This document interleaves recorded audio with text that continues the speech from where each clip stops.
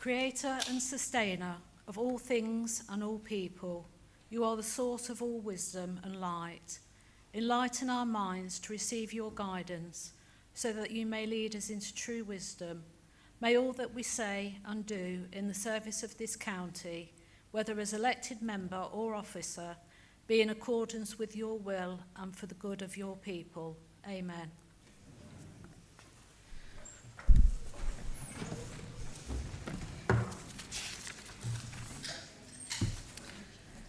Evacuation procedure. In the event of an evacuation, please follow the instructions of officers who will assist members of the public, members and officers, including anyone who may require assistance to leave the building safely. Mobile phones. May I ask all members to ensure that mobile phones and other electronic devices are switched off or set to silent so that they do not disturb the meeting. Agenda item 1, Chairman's announcements. HMS Daring. On Thursday, 18th of June, I was delighted to join the Lord Lieutenant, Vice Lord Lieutenant, and individuals from across our local Sea Cadet community at the HMS Daring Affiliates Day. We travelled down to Portsmouth to visit the ship. Following the announcement of our affiliation back in December, and we're lucky enough to have an extensive tour and meet many members of the crew. It was an excellent experience, an opportunity to build a strong working relationship with HMS Daring, with whom we shall be connected for many years to come. Armed Forces Week. Armed Forces Week was a great success, with a number of initiatives supported by the County Council. On Monday, the 22nd of June, we held the annual flag-raising ceremony, and I was pleased to welcome the Hall Primary School once again, and David Gibbs, a County Council employee and veteran who raised the flag. On Saturday, the 27th of June, there was a parade through the centre of Leicester, followed by an open-air service in Jubilee Square. The salute was taken by the Executive Officer of HMS Daring and was well supported by the public. County Service. I will be holding my county service at Rothley Parish Church on Sunday the 18th of October at 3 p.m. Please look out for an invitation from the Civic Office in due course. I look forward to welcoming as many of you as possible. Right, on to agenda item number 2, minutes of the extraordinary meeting held on the 13th of May. I move that the minutes of the extraordinary meeting of the Council held on the 13th of May 2026, copies of which have been circulated to members, be taken as read, confirmed and signed. Mrs. Broadley, will you second? Thank you. Agenda item number 3, minutes of the ordinary meeting held on the 13th of May.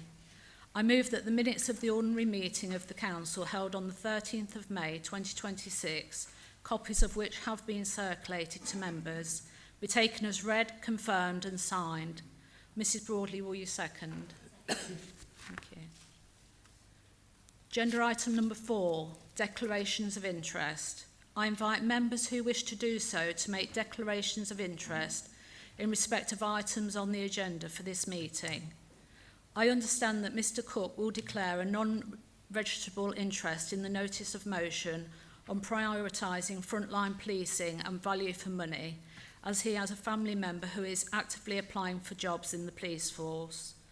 I also understand that Mr. Dan Harrison will declare another registrable interest in the same notice of motion, as he is a member of the Police and Crime Panel. Are there any other declarations?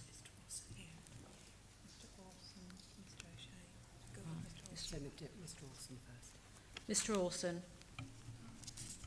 Thank you, Chair. I believe I've got what's called another registrable interest in item number 8 as a member of the Police and Crime Panel representing Melton Borough Council. Thank you.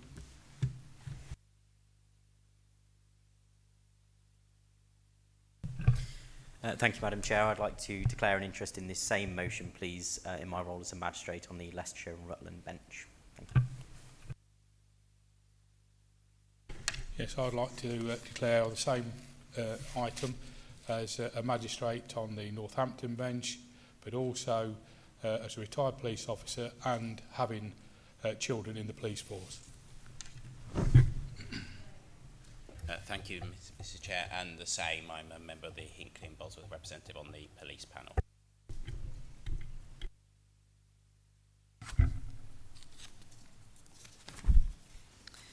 Agenda item number 5, to answer questions asked under Standing Order 7 and 5. The questions and replies set out in the order paper will be taken as read and entered into the minutes. I have received notice of supplementary questions from Mr Poland, Mrs Taylor, Mrs Page and Mr Orson. Mr Poland, would you like to ask your supplementary question A?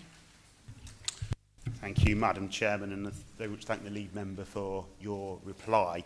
I've read the response, but I do remain concerned about the proposal to start the Leicestershire terms earlier beyond the impact of just not matching up with the city.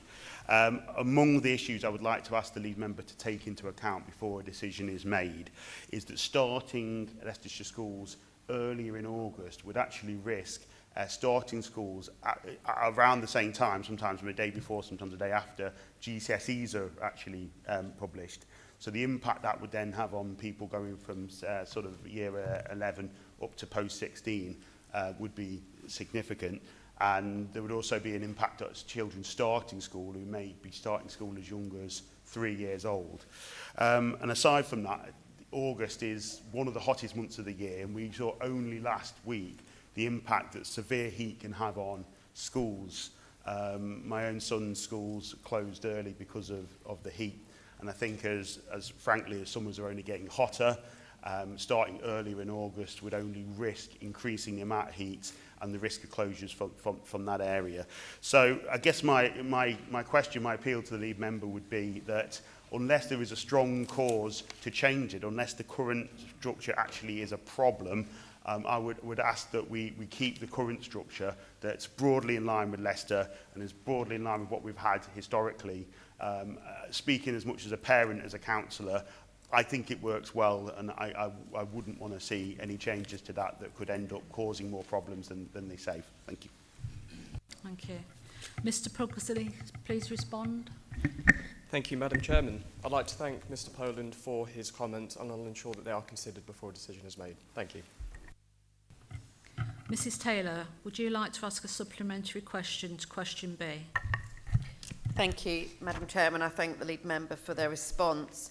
The response does provide a snapshot of the current performance, does not really tell us whether things have improved or worsened under the current administration. So could the lead member please state what the backlog of outstanding pothole repairs, the average repair time and the proportion of temporary repairs were in May 2025 when reform took control, and confirm whether these measures is now better or worse? Thank you. Thank you. Mr Hamilton Gray, please respond. Thank you, Madam Chair. And I thank Councillor Taylor for her additional question. What I can say is this is the highest number of defect inquiries we've had so far to date in recorded history. In Q1 alone of this year, we've had 2,933 reports in February alone of potholes. For the whole of Q1, there was 6,015. That's versus 2,149 year on year. It's a huge strain on our already limited resources. We've had reasons for that, very wet weather with a combined frost resulting in a freeze-thaw action on the roads, which has resulted in more potholes. But the main problem ultimately comes from a 10 to 15 years of underinvestment on the roads, and we're paying the price now, unfortunately. Traffic levels continue to rise, HGV numbers increase. We have invested 2.5 million since this administration came in to repair our roads. We repair 10,000 potholes per year, and we are making inroads into making that making our roads better for our residents. It is a huge priority for us, and it's one that we're going to tackle head on. So thank you. Thank you. Mrs Taylor, would you like to ask your supplementary question to question C? Thank you, Madam Chairman. I thank the lead member for their response. So the answer describes a range of programmes and initiatives, but can the Cabinet lead point to any specific examples where a council intervention has demonstrably reduced a health inequality rather than simply delivered activity or awareness campaigns? Thank you. Mr Paul Harrison, please respond. Thank you, Madam Chairman. Thank you for the question, Mrs Taylor. The latest version of the National Public Health Outcomes Framework, PHOF, was published in May of this year. This lists the most up-to-date data for a wide range of public health indicators. For Leicestershire, this shows improvement in performance since the last published PHOF. In children in absolute low-income families, the rate of complaints about noise, breastfeeding prevalence at 6 to 8 weeks, smoking status at time of delivery, proportion of the population meeting the recommended 5 a day on a usual day, cervical cancer screening coverage aged 25 to 49, bowel cancer screening coverage, cumulative percentage of the eligible population aged 40 to 74 who received an NHS health check, new sexually transmitted infection diagnoses, HPV vaccination coverage for 2 doses, 13 to 14 years old, males and females, and meningococcal ACWY conjugate vaccine coverage 14 to 15 years. Across the 149 indicators in the PHOF for which comparative data is available, Leicestershire is significantly better than the England average in 72 indicators, significantly worse in 20, and comparable to the England average in 57 indicators. Thank you. Thank you. Mrs Taylor, would you like to ask your supplementary question to question D? I'll try again. Obviously, the last leader member didn't actually answer my supplementary, just read the answer to the original question, so perhaps this lead member can actually answer my question. So I welcome the confirmation that the Council would support the group if it was reinstated. However, given that the Leicestershire previously co-chaired this regional forum, does the lead member agree that counter-terrorism and community cohesion remains important priorities for elected members? If so, rather than simply waiting for the Home Office to act, will he work proactively with neighbouring authorities to re-establish a mechanism for member engagement, scrutiny and collaboration on PREVENT across the East Midlands? And what alternative arrangements has the administration put in place since May 2025 to provide that level of oversight in the meantime? Thank you. Mr Abbott, please respond.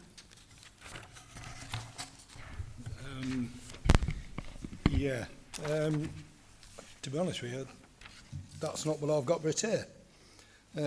Presumably, Mrs Taylor is talking about the East Midlands Elected Members Prevent Group, which is since 25 is basically been shut down because the chairman and the vice chair stood down. So following that, Leicestershire County Council, there was meetings with the Home Office who have actually put this on hold. So it's no longer exists in that form. Leicestershire County Council has disclosed a reconvening of the meeting with the Home Office, who have confirmed that resurrecting the meeting is not a current priority. The Home Office went on to say that they are assured by the annual benchmarking conversation with East Midlands local authorities that PREVENT leads are regularly briefed. Their lead members, therefore, for the time being, the Home Office do not have any plans to reinstate this meeting.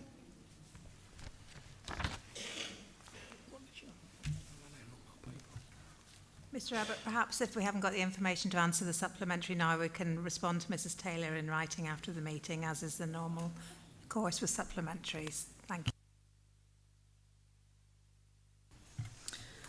Mrs Page, would you like to ask your supplementary question to question E? Thank you, Chairman, and thank you to the lead member for his reply. In regards to my questions, why the answer was that the maintenance supplier has changed. I understand that the previous one has retired, and I will say that in over 20 years we have never had a complaint in regards of the maintenance of our roundabouts. So the reply was, a roundabout maintenance also takes place twice monthly. I can assure you that I drive past all of the roundabouts and no maintenance has been taking place for, before Christmas. Now there is a frenzy, but the vegetation is still really high, and in some cases it's a serious safety issue. In fact, on my Whittle roundabout, the vegetation is almost as high as to the plain, while it was before about 2 meters high. So my question is just simply, when will the vegetation be maintained to all of the roundabouts? Thank you. Thank you. Mr Hamilton-Gray, please respond. Thank you, Madam Chair, and thank you, Councillor Page. I will get back to you with a written response with regards to that, but thank you. Thank you. Mr Orson, would you like to ask your supplementary question to question G? Sorry, I've got another one.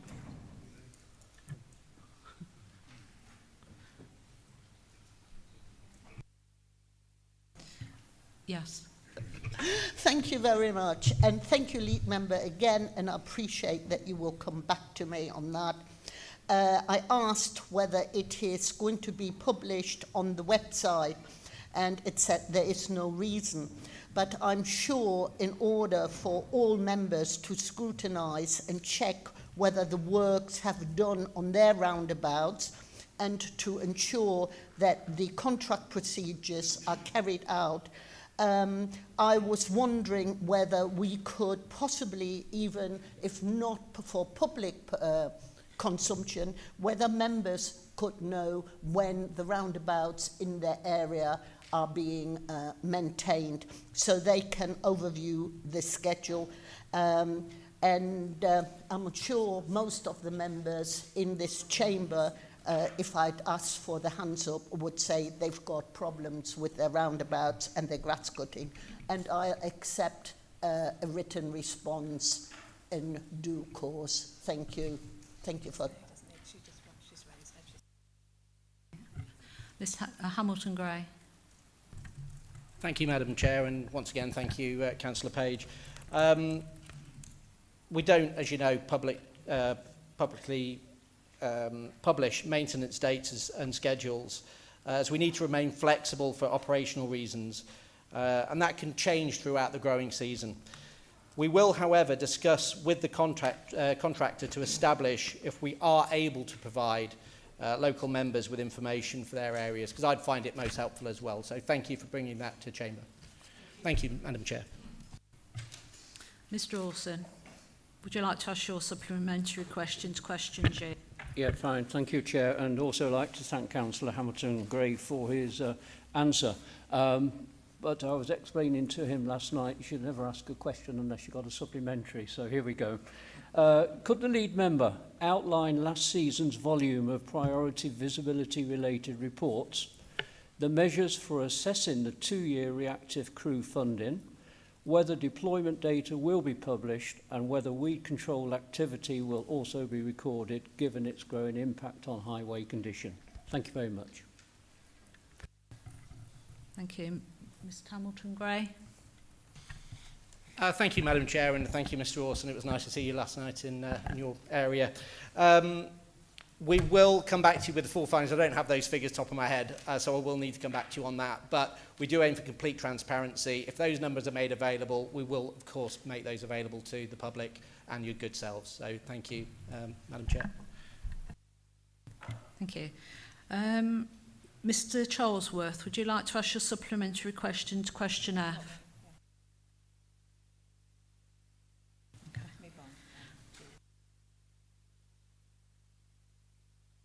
Mrs Taylor, would you like to ask your supplementary question to question J? Thank you, Madam Chairman.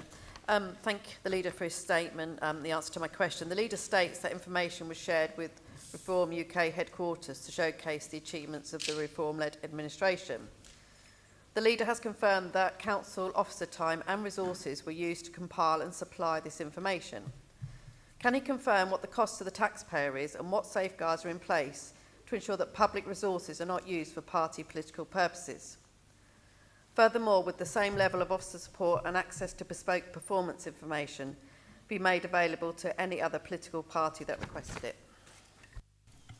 Thank you. Mr Dan Harrison. Chair, if it's okay, I'll pick up this question because it relates to resources within the council and officers, if that's okay, Mrs Taylor.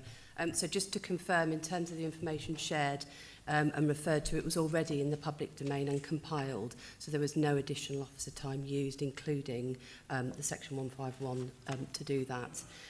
In response to your other questions, again, we wouldn't be using additional officer time in order to support political requests, and often the information required is in the public domain already, and of course the same offer would be made to all political parties in that sense.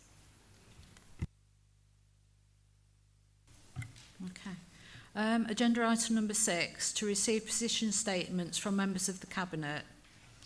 Before I invite the leader to make his statement, I want to take this opportunity to remind members of the need to always behave in a professional and courteous way towards other members in the chamber during the debate. Members are reminded that any discussion must be confined to the content of the position statement. Leader, please, will you now make your statement? As a reminder, you have 5 minutes.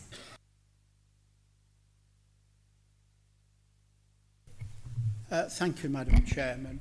The growth supporting business, the County Council remains firmly committed to supporting businesses across Leicestershire, recognising that growth, jobs, opportunity are central to the strength of our communities. A recent breakfast briefing with local employers have been an important part of our commitment. They have given us the opportunity to listen directly to businesses and to understand their priorities around growth, skills, infrastructure and access to funding. The feedback is now being used to shape the practical proposals to support our economy going forward. I was also pleased to attend the groundbreaking of a new warehousing development at Barden. This is significant investment, will create jobs and strengthen supply chains and send a clear message that Leicestershire is a place where business choose to invest.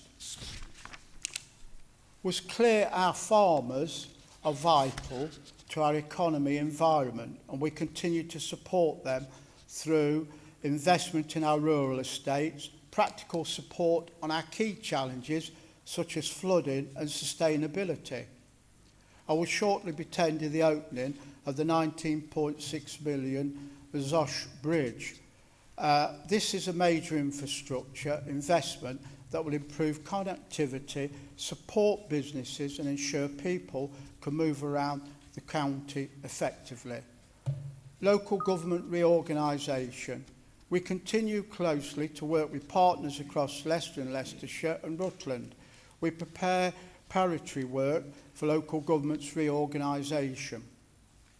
This detailed important work will ensuring our information, particularly our assets, is accurate and robust.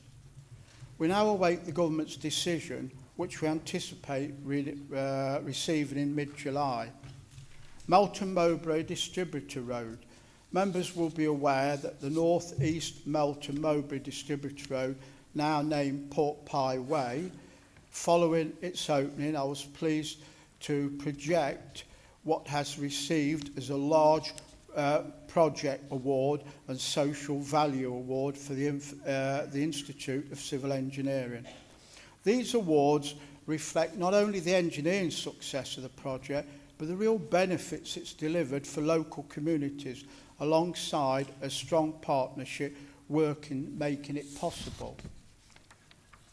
MTF and Better Leicestershire update. Turning our financial position. The outturn for 2025-26 shows a 7 million underspend, achieved without the need to withdraw on reserves that have been expected at that time. Budget was set. This reflects careful financial management, allows us to reinvest in key priorities such as reducing debt and a Better Leicestershire programme, funding essential road repairs following the winter damage. Our external debt now is at its lowest level, and we remain focused on refreshing the medium-term financial strategy with further details coming September. Celebrating Carers Week. Finally, during the National Carers Week, we hosted an event at County Hall, bringing together carers and professionals to focus on building more carer-friendly communities. This work is helping to shape our new carer strategy and ensure that we continue to recognise and support the vital contribution carers make across Leicestershire. Madam Chair, across all of this work, our focus remains clear, supporting growth, investing in future and delivering a better Leicestershire for the people of Leicestershire. Thank you. Thank you. I will now invite members to speak. If you wish to speak, please raise your hand and I will then call on you. You have a maximum of 2 minutes for your speech. I will invite Mr Meyer, Mr Mullaney, Mrs Taylor and leaders of the opposition to speak last before the leader's right of reply. Mr Orson. Thank you very much. First of all, I'd like to thank the leader for his continued support for agriculture. I've had a word with his colleague, or 2 words, Councillor Crooks, over advancement and help for farmers in the area. I have to remind members, agriculture doesn't just stop at farmers. There's a huge supply chain, and possibly in Melton Mowbray, it could even be Melton's largest industry. That's obviously inarguable, but it is absolutely massive what you think is involved in farming and the whole chain of it all. I'd also like to thank him for attending the celebration of what's called the Pork Pie Way in Melton. It's been talked about. I remember my father always said it started in the 1930s. Whether he's right or not, I don't know, but that's what my memory tells me of his recollections. But there are 3 names who seem to have been sadly missed out in all the thanks to this. I mean, obviously, the officers did a great job, the engineers have done a great job, the legal team did a great job tracking down the owners of the land, etc., etc. But 3 names do seem to have missed out a little bit. One is our former MP, Alan Duncan, who got us the lion's share of £50 million towards the building of the road many years ago. Seemed to have been forgotten, that was. Councillor Byron Rhodes, who played a massive, massive part in this, because he persuaded, I have to be fair on this one, a little bit of a reluctant former chief executive to do the business case. But finally Mr Sinnott did agree, and the business case was conducted, and slowly but surely we have a road that we can be proud of. I keep meaning to walk it, haven't done it yet, but I will be doing within the next 10 days. Thank you, Chair. Thank you. Any others? Mr Innes. Thank you, Chair.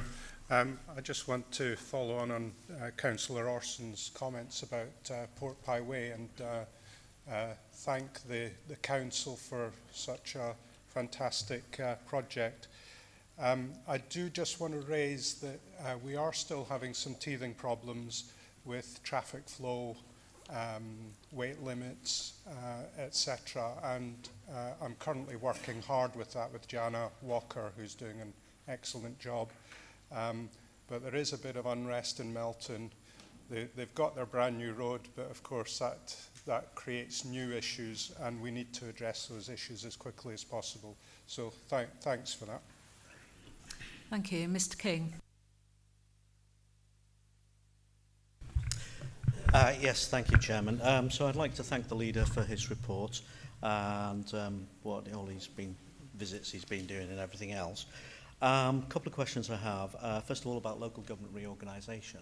So when the government announcement's made, what is the leader's plan to brief and inform all members of the County Council what the outcome of that is, and then what the progress and timeline is going to be for whatever the outcome of that is? And I know he can't say what the outcome is because none of us know at the moment, but surely there's a timetable and perhaps briefings or meetings that may or may not need to be put in. So it might be helpful to have that information sooner rather than later, because obviously people be going on holiday and things like that.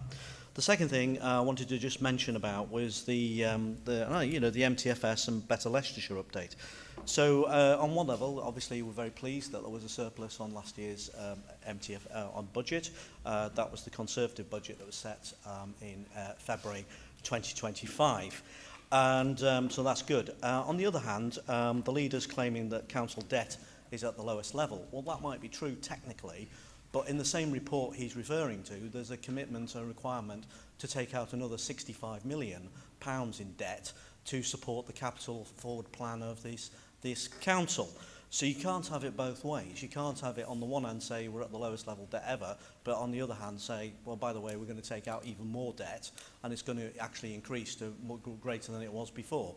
So that's not an arguable position. So I think it's slightly misleading with respect to the leader to actually say those things. Thank you. Thank you. Anybody else? Does he want to respond? Yeah.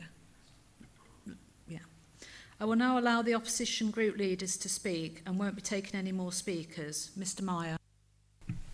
Cheers. Thank you very much, Madam Chair, woman. And Broadnut School, congratulations on the photo opportunity there. And it shows that actually the Planning Authority and the County Council worked well in ensuring that actually we get the infrastructures and the services that we needed. And if you look at here, it's a contribution towards roads, care homes and community facilities. So I think we do work well. And so when we're talking about the HMO in motion later, and you're talking about infrastructure and services and all the rest of it, I just wanted to cast you back to the leader's statement itself, okay? But yeah, breakfast briefings, great that you're going out and about and speaking to businesses and all the rest of it. I just had one nagging doubt in my mind, because obviously one of the biggest growth areas in Leicestershire, if not the biggest, is around the Freeport, around the airport and all the rest of it in your near your patch, leader. What it is it's interesting that actually the leadership of that is going to the East Midlands Mayor away from Leicestershire. So I don't know what kind of bit of a fight if you put up on that one as well, because obviously if the biggest growth, business growth is moving away, the control of that's moving away to somewhere else, then it's not going to probably benefit Leicestershire in the long run. I welcome your statement on LGR. I echo what was said before. Would like to all know once it's known. I suspect me personally will know probably when you do as well, but it'll be good for all the county councillors to be on a call, for example, to know as well. One final thing as well, and I echo Mr King as well on the debt as well. You can't have it both ways on the debt, but also those members that were on the Corporate Governance Committee last week would have noticed actually we paid X amount of debt, but we actually paid about nearly £4 million to pay that debt early in penalties. So yeah, have a look back on that. If it's costing us £4 million to pay that debt back early, but we have to borrow £60 million for the capital programme this year, how does that make sense? So yeah, so it's just one of those. Thank you very much. Thank you. Mr Mullaney. Thank you, Madam Chair. And thank you to the leader for his statement on local government reform. We obviously wait for the news from the government. The position of the Liberal Democrat group has always been clear on this, that we believe it to be an unnecessary, disruptive and compulsory reorganisation by the government that threatens to reduce local accountability. We notice we've got a new occupant at number 10 who is looking to ditch some of the policies of the past, and we hope that continuing with forced local government reorganisation will be one of those that are dropped. But if that doesn't happen, we will have to do the best we can to ensure that local government reorganisation is as smooth and efficient as possible for residents, whilst ensuring we defend local accountability and decision making.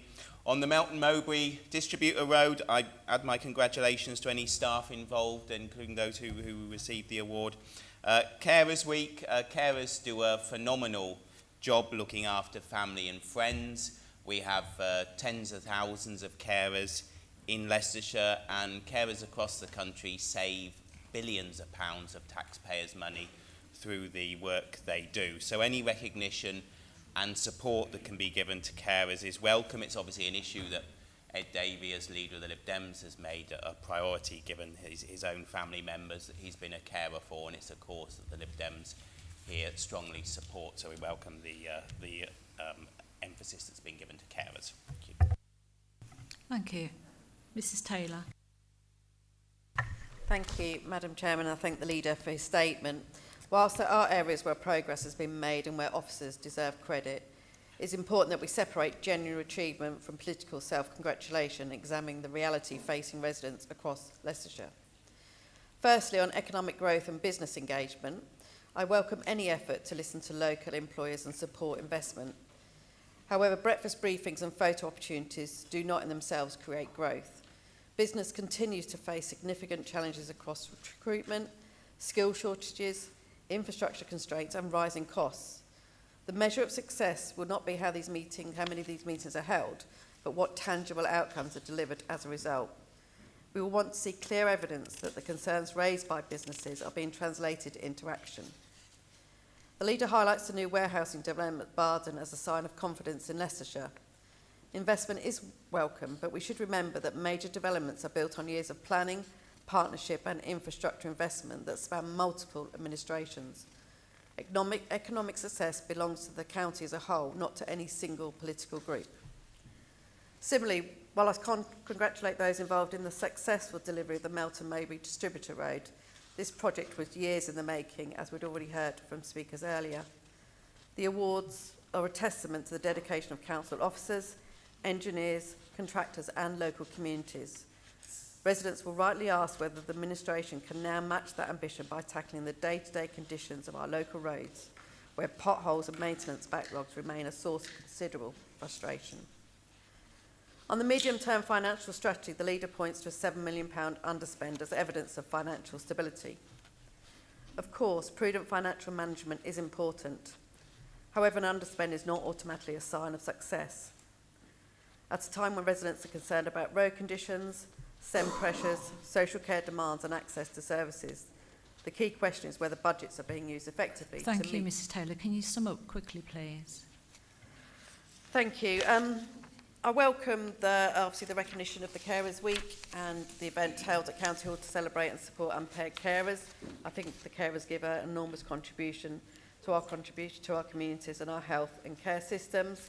And also welcome the leader's support for our agricultural sector. Farmers and rural businesses play a vital role within Leicestershire economies and communities. And just recognising the Zouch Bridge, another major infrastructure that's been years in the coming and will support businesses and communities going forward. Thank you. Thank you. I now invite the leader to respond to the comments that have been made. Thank you, Madam Chair. The first comments were about LGR and how it's progressing, some little bits of money mentioned, and what plans we have and everything else. Well, I have expressed to a certain group of members last week, which I think was representative of all the groups, or I understood it to be that, how far we'd got with this. We've been running a programme called No Regrets. So we've looked at every option possible. So we've evaluated and modelled a whole range of different potentials, what would happen. So I've been told that on July the 15th, I'll get a call from the Minister and I'll be told exactly where we are. But in the interim, we've spent months preparing and looking at how it works. I was much ridiculed some time ago, many months ago, about talking to the Mayor. That became a fantastic thing. We understood each other. I understand what he's talking about. We jointly modelled together, and then eventually we agreed together that we had different versions and different views to go forward. But that was part of the process, because government now understood we did react with our neighbours. We did try to understand each other's problems. That's what we should do. So that was successful. So we're moving forward with all of these preparatory bits and pieces of how it goes. I've walked in the council chamber a few times and thought, blimey, 95 members. So we've got to do some reorganisation in it. It's in hand. Everything we're talking about is being done. And this is the amazing thing. We've set a team up with a senior officer appointed to look at this and do nothing but that, go through every option and every twist and turn. And there's significant amounts of this. There's a lot of issues in how we evaluate everything. because if things and boundaries changes, there's compensations and all sorts. This is not, you wake up one day and say, hey, great, what have we got? And we carry on. It's going to nothing like that. There will be change and substantial change. Obviously, I always hope for a unitary. I apologise to colleagues sitting around a chamber who'd soon have a north and south. But, you know, I don't know this. All I can say is what I prefer and what work we've put in, and it's been very, very substantial. Somebody mentioned the north and how important that was. I've got a meeting tomorrow with the Chief, with the East Midlands Mayor. This will be my second meeting. So we're talking, we're trying to get people to understand each other's needs and how we can help each other. I explained to her that I know I cannot defeat her. She has the power, so I know my place. But she then needs understanding and cooperation, and she'll get all of that. Because that is a fantastic situation, what we have there, the free port. It's the only inland free port in the country. And I'm saddened because all the success at the moment and all the growth of the people who receive the monies from Derby and Nottingham, that we create it. It's all in Leicestershire. So we've got to try and see if these other counties will wake up and think they've got a responsibility. We can add to the growth, and this is going to be really important. So there's a lot going on, but I always say to people, you know where I live, upstairs, over there somewhere in a room. You can email me, you can always ask a question. It doesn't have to be a formal thing, just ask. Say, look, can you tell me this? And if I know, I'll be helpful as I can to you. Thank you, Madam Chair. Thank you. I will now invite the lead member for Children and Families to make a statement. Again, you have 5 minutes. Thank you, Madam Chairman. This position statement sets out the progress made and the priorities ahead in delivering high-quality, sustainable services for children and families in Leicestershire. Our focus remains on improving outcomes, strengthening early intervention, and ensuring that children, young people and families receive the right support at the right time through effective partnership working. I'd like to start, Madam Chairman, talking about the Accelerated Progress Plan. Improving services and outcomes for children and young people with SEND has been a clear priority for the Council and its partners. Following the 2022 Ofsted and CQC local area SEND inspection, the local area partnership implemented an accelerated progress plan to address identified weaknesses, particularly in relation to education, healthcare plan quality, timeliness and quality assurance. Over the past 3 years, the partnership has delivered sustained and measurable improvement through strengthened multi-agency work, improving governance, enhanced quality assurance arrangements, transformation of the SENA service, and a strong commitment to co-production with children, young people and families. At the final review on the 17th of April 2026, the partnership demonstrated significant progress, including statutory timeliness exceeding 95%. In June 2026, the Department for Education and NHS England formally lifted the Accelerated Progress Plan. This represents a significant milestone and reflects a strengthened capacity, oversight and governance now in place to sustain improvement. Our priority moving forward is to maintain this progress and continue to improve outcomes for children and young people with SEND, ensuring services remain responsive, high quality and sustainable. I'm now going to move on to Education, Health and Care Plan timeliness. Ensuring timely and high quality education, health and care plans remains a key priority. We have secured consistent compliance with the statutory 20-week timeframe for all initial plans, with average completion now achieved in under 18 weeks. This progress has been delivered in the context of continued growth in demand for needs assessments and demonstrates the effectiveness of strengthened processes and service capacity. We will continue to focus on maintaining timeliness alongside further improving quality and outcomes for children and young people.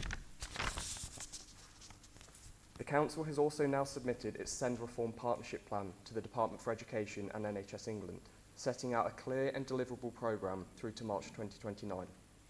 The plan focuses on 2 key priorities. Firstly, strengthening mainstream early years and post-16 provision through improved education, health and care support. And secondly, expanding local specialist provision to reduce travel time, improve access and to strengthen children and young people's sense of belonging. Approval of the plan is required to access high needs stability grant funding, which would support up to 90% of historic dedicated schools grants deficits accrued up to March 2026. Feedback from the Department of Education is expected in September 2026. Our priority is to secure approval of the plan and deliver a sustainable system that supports inclusion whilst ensuring sufficiency of provision within Leicestershire. The Council has now also concluded consultation on the Belonging and Education Strategy, which provides the overarching framework for education, inclusion and additional needs. Co-produced with schools, partners and families, the strategy aligns policy and improvement activity to support children and young people to feel a strong sense of belonging in education. It reflects national policy direction, including every child achieving and thriving. The strategy focuses on strengthening relationships, autonomy, and timely support where belonging breaks down. Delivery will be through partnership working, supported by reform funding and a strengthened government framework. Our priority is to embed this strategy across the system and ensure that inclusion and belonging are at the heart of all education provision in Leicestershire. In December 2025, Children and Family Services were subject to a joint targeted area inspection focusing on child sexual abuse within the family environment. The inspection was undertaken by Ofsted, the Care Quality Commission, His Majesty's Inspectorate of Constabulary and Fire and Rescue Services, and His Majesty's Inspectorate of Probation. The findings highlighted the effectiveness of multi-agency working in Leicestershire. Inspectors recognise that work with this group of children is prioritised, that practitioners understand and identify risk effectively, and that strong relationships are built with children and families. Assessments, safety planning and direct work with the children were all identified as areas of strength. A multi-agency action plan is in place to build on this position. The outcome reflects the strength of the partnership working across agencies, and we will continue to focus on sustaining and strengthening safeguarding practice. Increasing sufficiency and improving outcomes for children in care also remains a key priority. The Council has worked in partnership with Barnardo's over a number of years to develop local residential provision. 7 of the 8 planned children's homes are now operational, with the final home due to open by the end of July this year. All homes are currently rated good by Ofsted. Developing local provision enables children to remain closer to their communities and support networks, whilst also delivering financial sustainability with projected savings of £2 million over the next 4 years. We will continue to review and strengthen sufficiency, both in-house provision and commissioning arrangements to ensure that children receive the right care in the right place. Alongside this, fostering remains a central priority. Campaigns to recruit and retain foster carers continue, supported by a range of incentives. The Council remains committed to its role as a fostering-friendly employer. The Families First Partnership Programme is the delivery mechanism for national reforms of children's social care, with a strong emphasis on early help, multi-agency safeguarding, and supporting families to safely care for children at home. Progress is being made with strong engagement across the partnership. This includes the secondment of police and health professionals, alongside education colleagues, to strengthen integrated multi-agency Mr Buckley, can I ask you to summarise, please? Of course. Quickly. The final thing I'll go on to quickly is the Best Start in Life. So the Best Start in Life programme set out a whole system approach to improving outcomes for children aged 0 to 5 and their families. The programme focused on early intervention and delivering accessible integrated services across health, education and community partnerships. It aligns with the national priorities of achieving 75% good level of development by age 5. Our priority on this is to embed a coherent, evidence-led early years system that ensures families receive timely support and that children are well prepared for school and future learning. Thank you. Thank you. I will now invite members to speak. If you wish to speak, please raise your hand and I will then call on you. You have a maximum of 2 minutes for your speech. I will invite Mr Meyer, Mr Mullaney and Mrs Taylor as leaders of the opposition to speak last before the lead members' right to reply.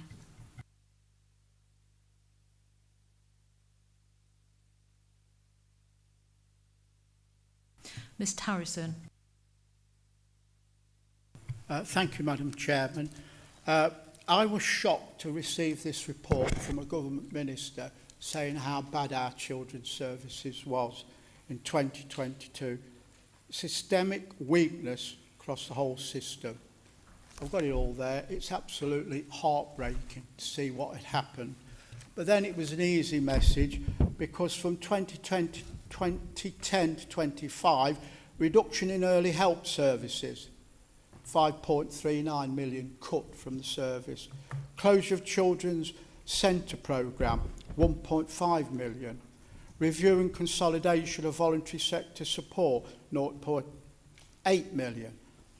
Reduced contract carers information advice guide, 1.35. Reduction in education psychology service, 0.39. Arts and education removes subsidies for services delivery limited to level standard fund grant available, 0.46. Removal of family information service, 0.12. Removal of youth services, 1.79. Total 11.79 million. This afternoon, Madam Chairman, I want to praise the staff who worked through that.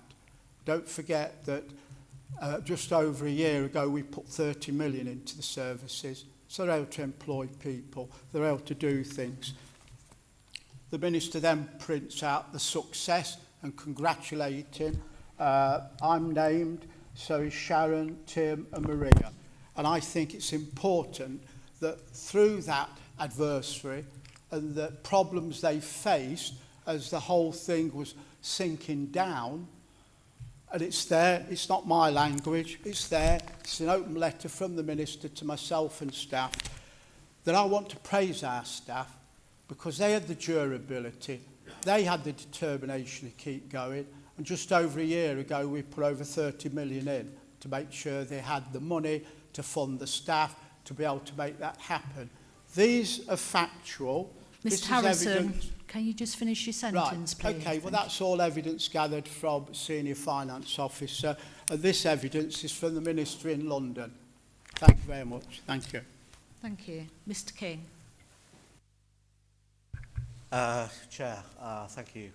So if Mr. Harrison's got this open letter and information from the government, why hasn't it shared it with all of us as councillors instead of reading it out and grandstanding like he just has? He was a member of this council which made all those cuts. I didn't join it until 2021, so I don't know what he's going on about. And in fact, the fact is a recovery plan was put in place by the former Conservative administration, and also the other fact is that demand has grown disproportionately, as we all know. So I think him coming along and just reading out that letter from the Minister is actually, I don't know what to say about it, Chair, but I think it is out of order. In terms of what I did want to ask Mr. Pugsley, first of all, I wanted to say thank you for your report. Got 4 pages as a last-minute order paper. I do think, Chair, these last-minute papers that are this long, I think it's disingenuous to all members to receive this information at the last minute and then expect us to absorb and understand what's been said and then formulate any questions. So I think through you, Chair, I'd like to ask that you address this with the lead members as to how they can bring forward the publication of their order position papers so we can actually understand these things earlier. But the question I wanted to ask Mr. Pugsley was about the education, health and care timeliness. Now, he says there's an average completion now being achieved under 20 weeks, and that's great. But what we haven't got is the details of what that is and what he means by an average and how many. So I think there's a bit more information there that we could actually do with. But my main thing is the timeliness of this. I mean, bringing 4 pages, you know, half an hour, you know, people are having lunch, etc., etc. It's just ridiculous to bring these things at this level of detail. We have not got the time to go away, look into it, and then come up with proper questions to ask the lead member, and then for the leader to do what he's just done. Thank you. Thank you, Mr. King. Noted. Mrs. Bottomley. Thank you, Chair, and thank you, Lead Member, for the position statement. I just had a question really about the new children's homes and whether this will impact our use of the 28-day provision where we can put children in unregulated children's homes if they're there for less than 28 days. Are these new children's homes aiming to stop us relying on this provision, or do we have other schemes and things in place to stop using that? Thank you. Anybody else? No? I will now allow the opposition group leaders to speak and won't be taking any more speakers. Mr Meyer. Cheers, thank you, Madam Chairman. I should really say nothing and let the Conservatives and the ex-Conservatives, Reform, battle it out on this. But it'll be remiss of me not to thank Mr Bugley for the report. It is quite detailed. Ms King is right, it's quite detailed. Hopefully, if we had it in the morning, we would probably be able to respond to it better.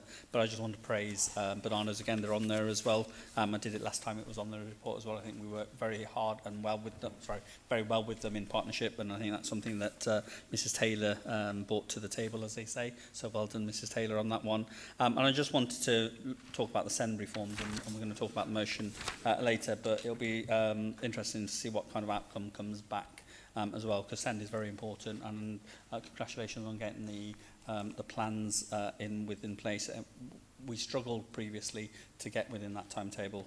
So yeah, I think all the things were aligned for it to happen, and it has happened now. It doesn't matter whose watch it's under, it matters that the people that need those plans get those plans, and that's important. Thank you. Thank you. Mr Mullane. Thank you, Madam Chair, and thank you to Mr Pugsley for the statement. Staff do a tremendous job in an incredibly difficult situation with the increasing demands for SEND support and continued challenge with underfunding. And we know that all councils are under huge pressure in terms of funding, but Leicestershire has consistently had a problem of being the worst funded council in the country under the last government and under this government, and obviously that will affect a lot of services, including SEND services. I do welcome recently the leadership's change on the issue of the SEND nurseries, including Sketchley Hill in Memphis, Sketchley Hill Memphis in Burbage, that were going to be closed, that they have now changed their mind on that issue following campaigning from councillors and residents. And in terms of the delays in the EHC plans, when you look at the figures 3 or 4 years ago, they really were at an unacceptably poor level, and parents and students weren't getting the efficient, timely support they needed. So I'm glad to see that those figures have improved, and welcome the improvements there. So again, congratulations to all the staff who do work incredibly hard in what is a very challenging area. Thank you. Mrs Taylor. Thank you, Madam Chairman. I thank the Cabinet Lead Member for his position statement and welcome the opportunity to reflect on progress within the Children and Family Services. So firstly, I'd also like to acknowledge the dedication of officers, social workers, education staff, foster carers and partner organisations who work every day to support some of the most vulnerable children and families in Leicestershire. The achievements outlined in this report are built upon professionalism, commitment and hard work. I welcome the news that the Accelerated Progress Plan for SEND has now been lifted by the Department for Education, NHS England. This is an important milestone and recognition of the considerable effort that's gone into addressing these concerns identified by inspectors in 2020, and I think we need to be reminded this was a joint inspection with NHS and council services, not just on the council services. So 3 of those years were under my leadership, and I also wasn't here in Mr Harrison's timelines. However, we must remember that timeliness alone is not the same as quality. The Council SEND Reform Partnership Plan recognises a significant opportunity, particularly as it secures funding to address historic deficits and strengthen local provision. Also welcome the development of the Belonging in Education strategy. The principle that every child should feel included, supported and able to thrive in education is one that we all share. Yet this ambition must be matched by practical support for schools, many of which continue to face increasing demands relating to SEND, attendance, behaviour and pupil wellbeing. The positive outcome from the Joint Targeted Area Inspection is also welcome. The recognition given to safeguarding partners for their work in protecting children from sexual abuse within family environments reflects the strength of multi-agency working across Leicestershire. I was particularly pleased to see the progress made in developing local provisions for children in care, enabling children to remain closer to their families, schools and support networks. It's not only financially sensible, but more importantly, it's better for children's wellbeing and long-term outcomes. The continued focus on fostering recruitment and retention is therefore particularly important. Foster carers provide stability, care and opportunity for children when they most need it. I also welcome the ambitions of the Family First Partnership Programme. Mrs Taylor, can you quickly summarise, please? And similarly, the Best Start in Life programme. The opposition welcomed genuine progress where it's been achieved, and we recognise the efforts of staff and partners who have contributed to that success. However, our role is also to ensure that improvements are sustained, that outcome continue to improve, and families experience the benefit not simply through policy documents and the performance measures, but in their daily lives. Thank you, Chair. Thank you. I now invite the lead member to respond to the comments that have been made. Thank you, Madam Chairman. I'd like to start by echoing the Leader's comments and thanking the staff in the department for the brilliant work that they've done, especially under unprecedented demand within the service. Firstly, in response to Councillor King's comments about the position statement, it's my understanding that position statements are published along with order papers at midday. In response to the position statement being 4 pages, all I'll say is the department's been very busy over the last year adapting to the changes that we're seeing at an unprecedented level. Regarding the comments around unregistered provision, all I will say is that any house provision will help us find support, the right support for children, but it is something that I am happy to continue to discuss outside of the meeting. Another thing that I will push back on through yourself, Madam Chairman, is the comments around the administration changing their stance on the said nurseries. I think it is really, really important to emphasise to Council the problems of implying predetermination on something like this. As I've said earlier, we're going through unprecedented demand within the service, and it's an administration priority along with the department to ensure that we're constantly ensuring that our services deliver the right support in the right place at the right time. And that's why we have to ask these questions. It's not that anything's predetermined, it's about us asking these questions and making decisions, and that's exactly what happened with that consultation. In terms of the Best Start in Life strategy, other strategies such as that, I thank members around the Council for their support on that. Then finally, responding on EHCP timeliness, I'm more than happy to share some additional information around that with members of the Council. But before I finish, there's one statistic that I will share around that. At the moment, as I said in my position statement, the average time to get an EHCP is 18 weeks. It's 18 weeks today. In, I believe, December 2024, under the previous administration, that time was 54 weeks. 54 weeks, more than a year. So I'm more than happy to share additional information, but the one thing I will say, it was a priority for myself as lead member, and it was a priority for Councillor Harrison's administration to deal with something that had gone out of control, especially in an area of rising demand. 54 weeks, down to 18 in less than a year. Thank you.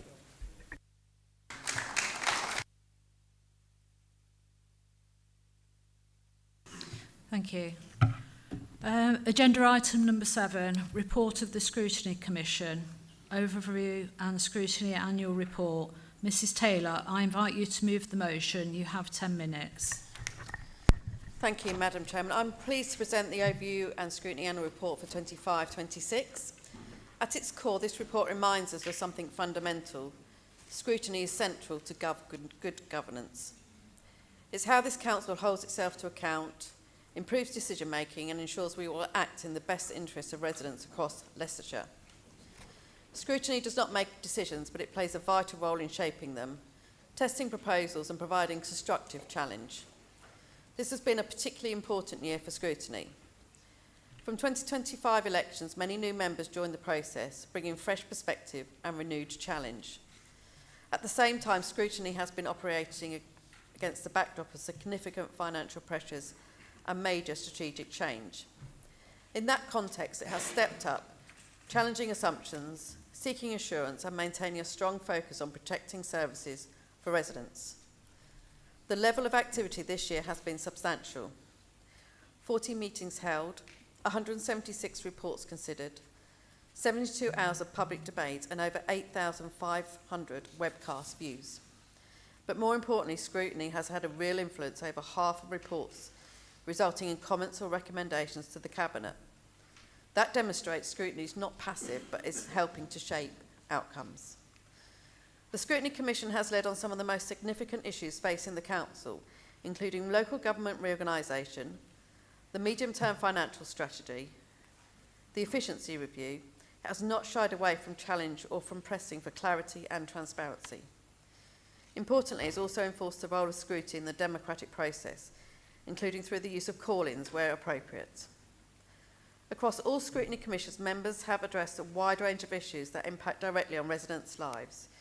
Areas looked at include precious innocent and children's services, adult social care performance and safeguarding, highways, drainage and infrastructure, climate resilience and biodiversity, and access to health services.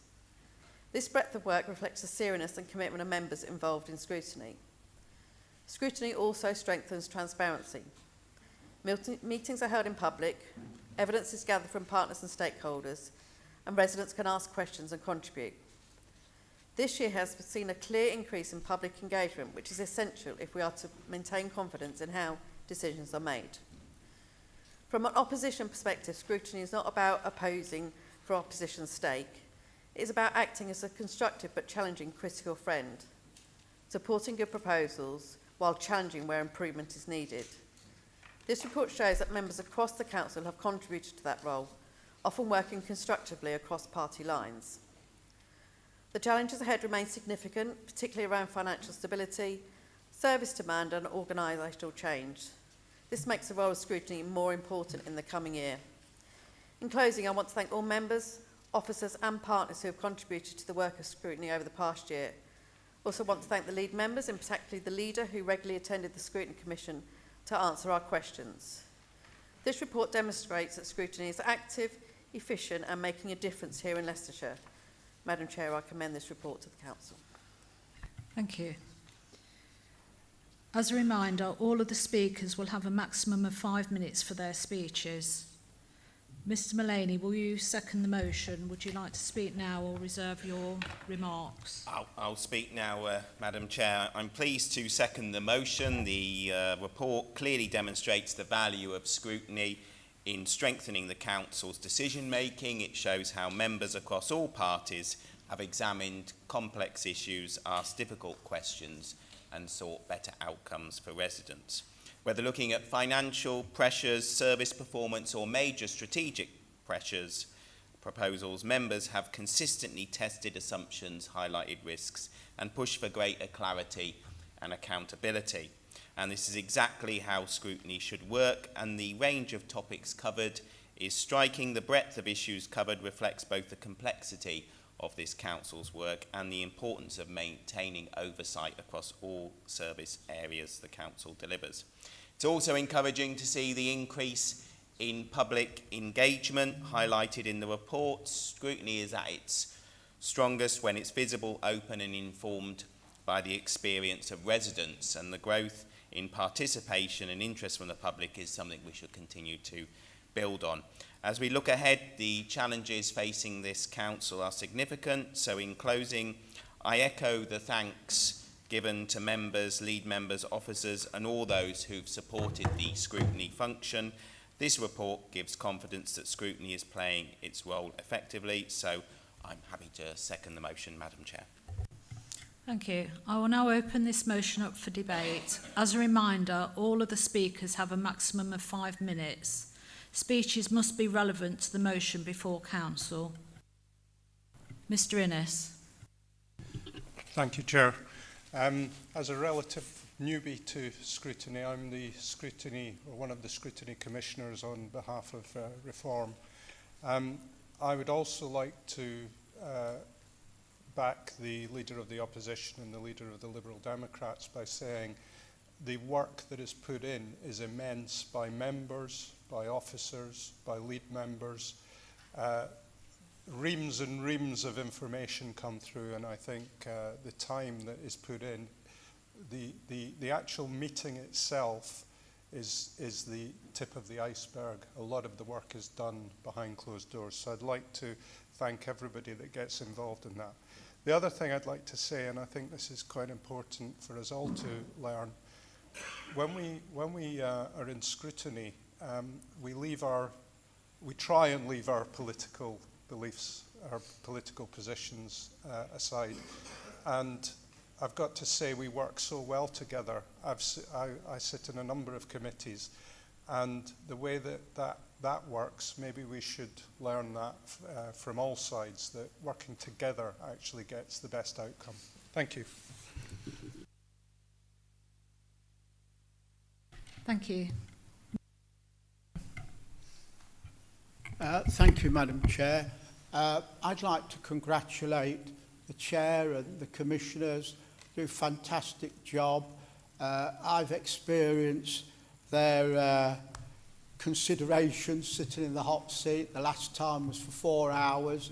It's no mean task, but it's fantastic. We have a good team. It's well organised, well chaired, and it works just like that. It's magic. But it's critical for us as people in politics to have an era of where there is this look and question. It doesn't matter whether you're the leader or whatever job or role. Nobody's above scrutiny. And scrutiny is precious. It gives us our democracy and freedom. It means no leader or no particular powerful member could do what they want. You've got to be scrutinised properly by your fellow peers, and I think it's fantastic. I wish the team well and success in the forthcoming activities. Many thanks, Madam Chairman. Thank you. Thank you. Mr. Blocks.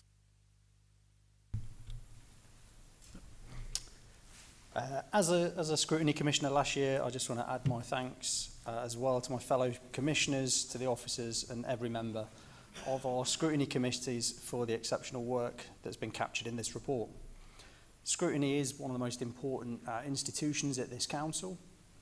It doesn't always attract much attention as much as it should get, but it absolutely shapes better decision making. And this report showcases some major pieces of work like the budget and the efficiency review. And a personal highlight for me was the work we did on the local government reorganisation. I think it was the work that went into it noticeably improved the final report. Across the board, from highways and SEND to public health and community safety, members have shown commitment and real independence of mind. I'd sort of disagree with Councillor Innes a little bit. I don't think we always have to agree, and I think it actually probably works better when we disagree with one another. Creative tensions are probably at the heart of scrutiny as well. But it's genuinely been an education to work alongside so many of you. So thank you to every member who's given their time and energy for the work covered in this report. Thank you. Mr. Smith. Thank you, Madam Chair. I'd also like to thank both the Chairman and the Scrutiny Commissioners and the members of the committee for all their hard work over the last 12 months. It is a really good committee to sit on. I sit on it myself, and I think Mrs Taylor said, it's not just about opposition for opposition's sake. It's our opportunity as backbenchers, as members of the opposition, to really knuckle down into the decisions of this council and make sure that we offer the best value that we can for our members of the public. And I've been pleased, really, though, over the last 12 months that the scrutiny has increased all its activity. You know, we've had more meetings, we've had everything across the board, really, with reports that we've considered. And that shows that scrutiny at Leicestershire County Council is alive and kicking and working well. That leads me on to why I think it's a real shame that we've established, you know, a particular point where we're now thinking of change. Well, we're not thinking, it's already been decided. We're changing the chair of the committee. I still struggle to see why would you change a team that is working? And, you know, it takes up a time to build up trust, especially cross-party as well. And that's a real shame. And I really hope that going forward, that, you know, with the new chair for the year following this one, that we can continue the good work that we have done. But I still think, you know, perhaps, you know, we do things with deals with other parties and things to get things through, maybe. I don't know what the reason was for. But it is a real shame. I generally hope that the Cabinet continues to rely on the good scrutiny that it has in this council, and that, you know, we listen as well, because that's really important, because sometimes we all make decisions and then we think later on, was that the right thing to say or do? And, you know, that's what good scrutiny is about. It's about challenging those decisions and getting the right results for everybody's benefit. Thank you. Thank you. Mrs. Page. Thank you, Chairman. And again, my congratulations. And having been a Scrutiny Commissioner alongside Councillor Galton and Councillor Mullaney, I think as a council we have always put great importance on our scrutiny function. Our scrutiny function is not just about holding the council to account, but our scrutiny function is also about engaging the general public, because the general public feels always that they are detached from the council as such, and scrutiny gives them the opportunity to engage. Not only do we provide a fantastic report for them, and thank you to the officers, but if you're looking at how many meetings we've held and how many members of the public actually put forward questions. But I think the biggest accolade is that there has been 8,538 webcast views. Now that is really something amazing, that the general public actually dials in to see what we are doing. And I wish the Scrutiny Commission well, hope they carry on flourishing, and maybe we can have far more items on the agenda in the future. Thank you. Thank you. I now invite Mrs Taylor, as the mover of the motion, to exercise her right of reply. Mr Charlesworth. Thank you. I did wave, Chair. I just wanted to extend a personal thank you to Mrs Taylor for making sure that all members on this council were included on the Scrutiny Commission, and that every member's voice here is worth consideration. I just hope that whoever the new chairman is, they extend that courtesy again. It's most important. Thank you. Thank you. Mrs Taylor. That was definitely worth delaying my speech for. Thank you very much for that. Yeah, I just want to thank everyone across the chamber that's involved in scrutiny. I think we do some fantastic work, and it's good to see that the public are starting to engage more with scrutiny, and I hope we continue. 72 hours of public debate is fantastic, and I probably felt every one of them, to be honest. It is hard work, but I really enjoy scrutinising. So, yeah, thank you to everyone. I hope we have another successful year this year. Thank you, Madam Chair. Thank you. We will now move to the vote on the motion. Can all in favour of the motion moved by Mrs Taylor please raise their hands?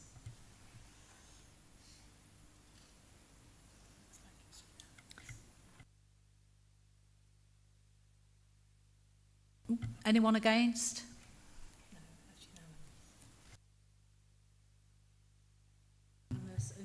Unanimous and carried. Agenda item number 8, notices of motion. Oops. Madam Chair, if I may interrupt, I realise we've got members here of staff that are due to listen to motion 8C. Is it possible to take motion AC first? Is that, if that's something you consider, please?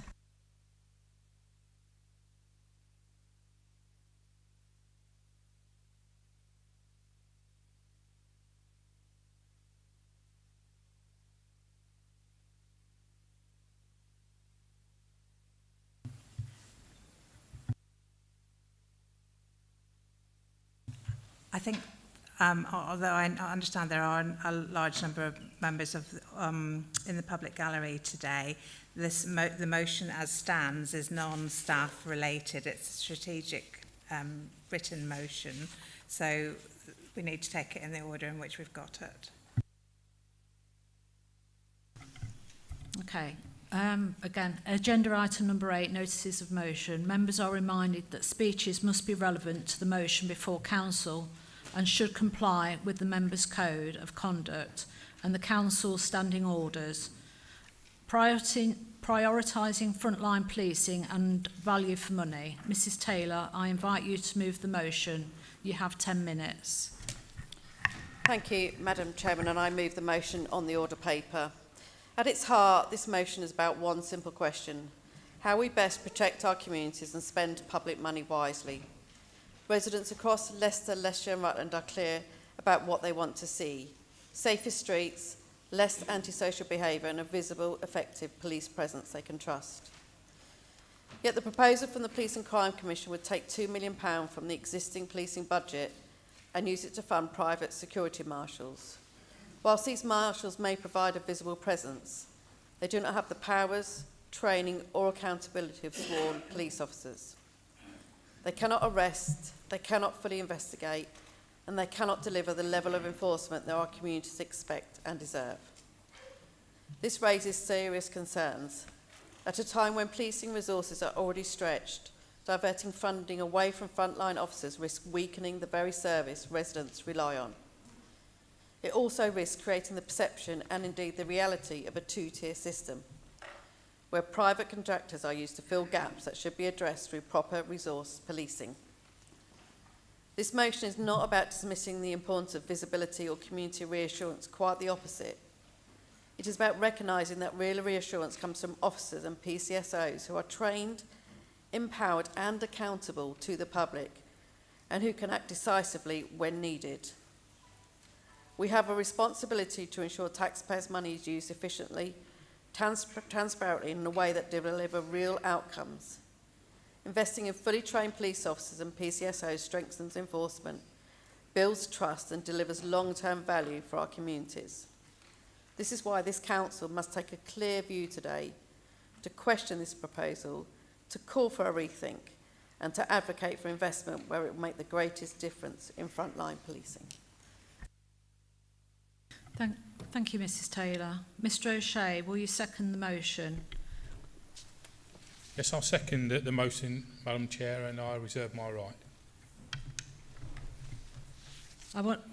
I will now open debate on the motion. Members are asked to keep their remarks relevant to the motion before council and, where possible, to avoid repeating points that have already been made.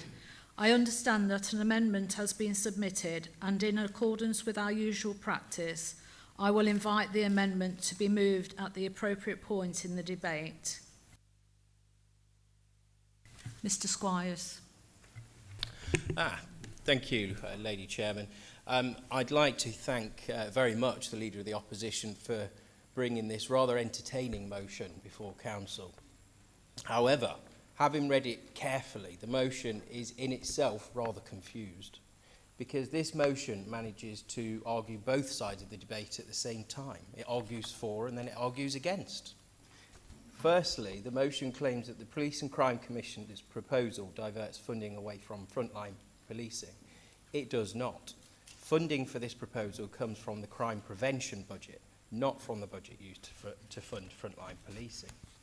Secondly, the motion tells us that public confidence in community safety depends upon visible, empowered and accountable police officers. Visible reassurance is undoubtedly important, but it does not come exclusively from unwarranted police officers. PCSOs have played an excellent role in providing reassurance, engaging with communities and helping to prevent crime for many years, despite not having powers of arrest.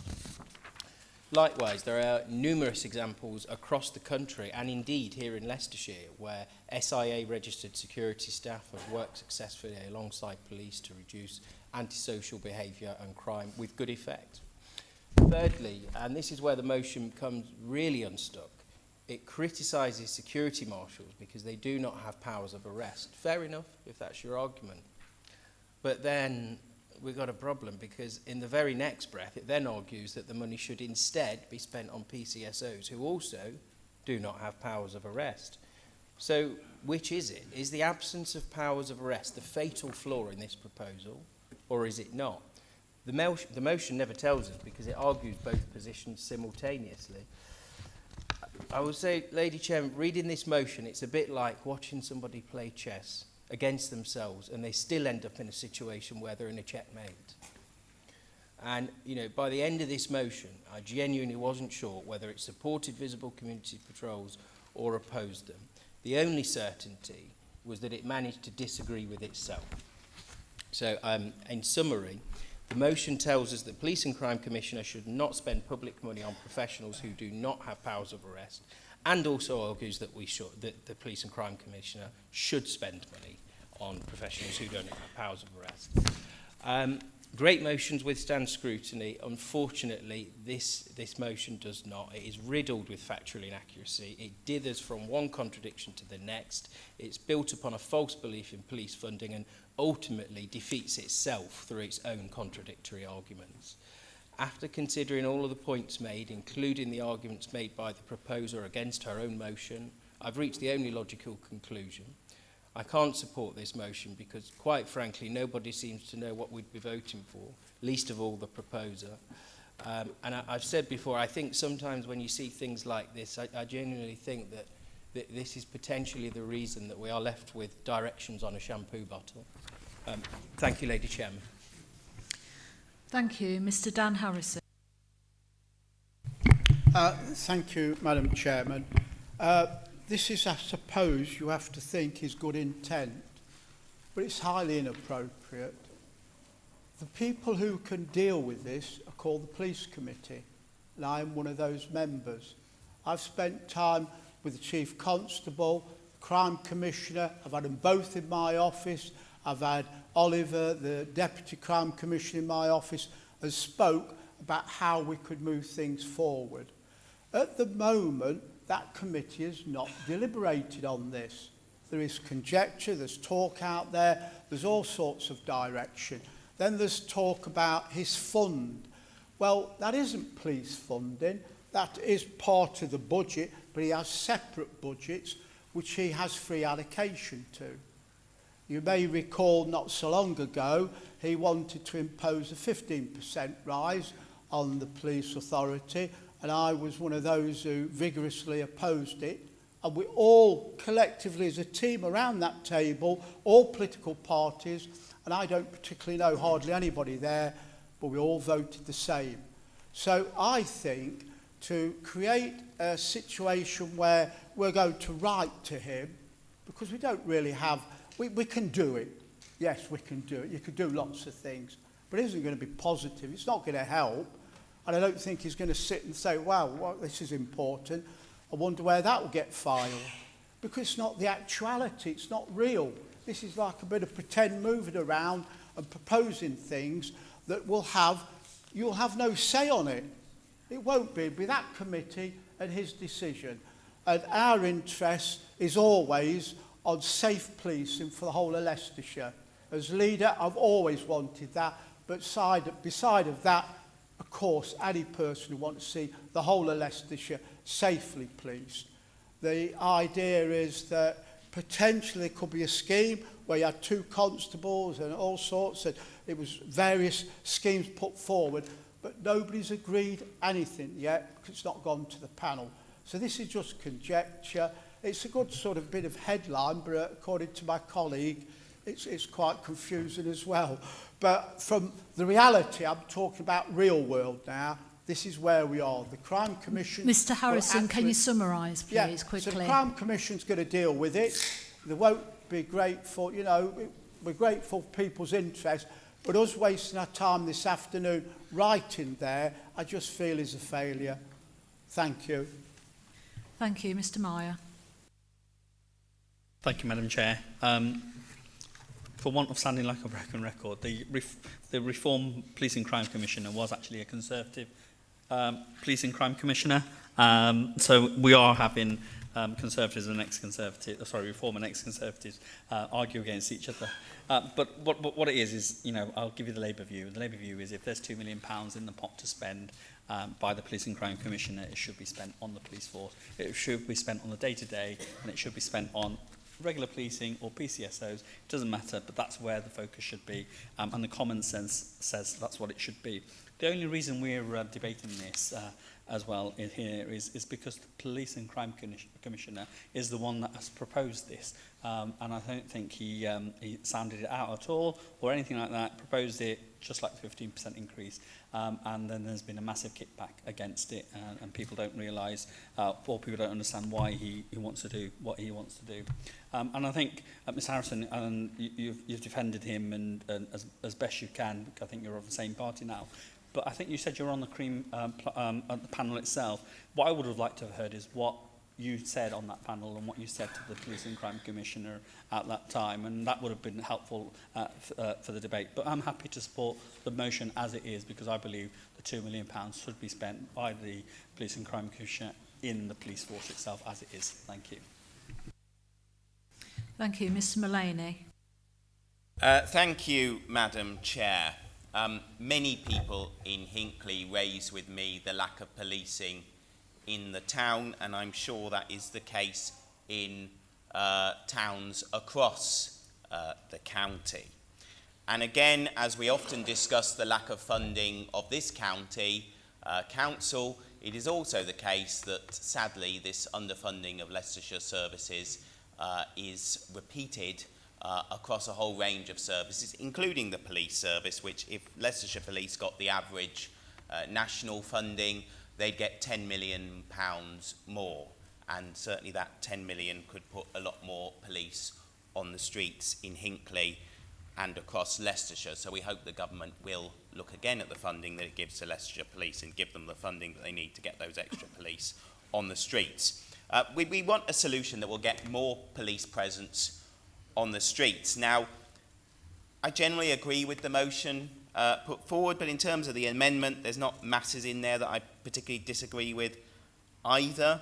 My view is clear that there's £2 million to be spent. That should be much better spent on policing than on private security patrols. Now, this was looked at by the police panel, and I do think from that meeting that the Police Crime Commissioner still has work to do on developing the plans that he's putting forward, because I don't think he has yet done enough engagement with the acting Chief Constable to see if this funding can be channeled through the policing in some form rather than through private organisations. So I think that if there's going to be £2 million, the absolute strong preference of the community, I'm sure, is to see that on frontline policing if possible and not on private security patrols. So I hope that we will see more clarity from the Police Commissioner on these plans and that he will engage properly with the police in terms of what he is proposing to do with this funding. Thank you. Mrs Bottomley. Thank you, Chair. It feels like we're kind of debating when we're looking at between the motion and the amendment that's coming about whether it's a proposed plan that's being discussed or whether it is something that is definitely happening. I think my points stand either way, so I'm just going to go ahead. When finances are stretched, we have a duty to ask whether every pound is being spent where it delivers the greatest impact. And where visibility is important, visibility without the legal powers to intervene should not replace police officers. Residents don't just want someone who can witness a crime, they can do that themselves. They want someone who could stop it, investigate it, and help bring offenders to justice. There is also a concern about accountability. It needs to be very clear to the public who is responsible, who they can potentially complain to, and what their legal rights are when coming into contact with the proposed security. This isn't a criticism of security staff, but ensuring that taxpayer money is spent on those who have clear training, accountability and legal powers to tackle crime effectively, which should be a priority of any PCC. Thank you. Thank you. Mr King. Yeah, thank you, Chair. So first of all, just like to say, Mr Squire said this is an Mr Squire said this is an entertaining motion. I don't think there's anything entertaining about it at all. This is a very, very serious matter that our residents, taxpayers of Leicestershire, feel very deeply about. And actually, I think the converse is true. I think actually this proposal by the Reform UK Police and Crime Commissioner is a gimmick. And it's just to attract, to get some attention, headlines for him and his group. You know, the fact of the matter is that the Police Federation, Leicestershire Police Federation, is against this. That if there were street marshals or whatever they're called, they'd have no powers of arrest, no powers of detention. They wouldn't be able to hold anyone and keep them and wait. They wouldn't be able to integrate with the police communication system. If at least if we had more PCSOs, they do have the legal power to detain someone for up to 30 minutes, waiting the arrival of a police officer. So there is a very big distinction between PCSOs and warranted officers and these proposed security marshals who are just going to wear bright jackets or whatever it is. So I think this is quite a serious matter. I understand Reform, you know, they don't want to kind of support this because they don't want to pour criticism on their own person. But this is not the right thing to do for the residents of Leicestershire. And I'm in agreement with my colleagues in the other parties on this. If the Police and Crime Commissioner's got a couple of £1 million sloshing around his coffers, whatever fund it is labelled as, then he should be spending it on frontline policing to support the communities across Leicestershire and help stop antisocial behaviour and help stop crime that's happening in our communities. Thank you. Thank you, Mr Innes. Thank you, Chair. This motion presents a number of clear contradictions that we must address. Let me begin by saying something we can all agree on. We all want to support our police service. We all want to back the men and women who work tirelessly to keep our streets safe, to tackle antisocial behaviour and to protect our communities. That commitment is not in question. We also recognise the important role of the Police and Crime Commissioner. We support efforts to explore meaningful ways of improving safety in our communities, and we should be encouraging that work, not undermining it. We certainly support it from this side.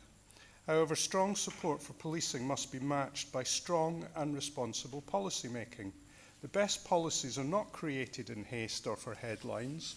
They are developed through a clear, established process. Ideas should be properly formed, tested and scrutinised. We've talked about scrutiny.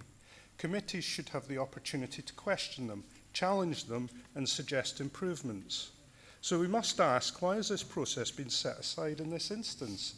Why has the Leader of the Opposition chosen to disregard these tried and tested mechanisms and instead bring forward a motion that bypasses the crime committee, the police committee altogether? This is not how robust policy is developed.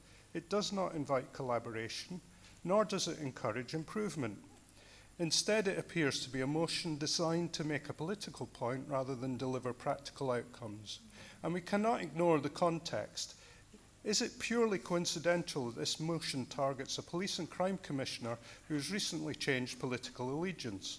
Or are we seeing political positioning take precedence over proper process?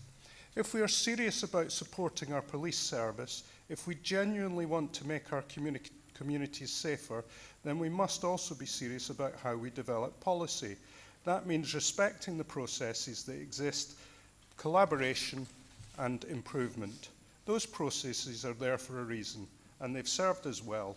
Chair, we should stand by our police. We should work constructively with our police crime commissioner, but above all, we must uphold the integrity of good policy making.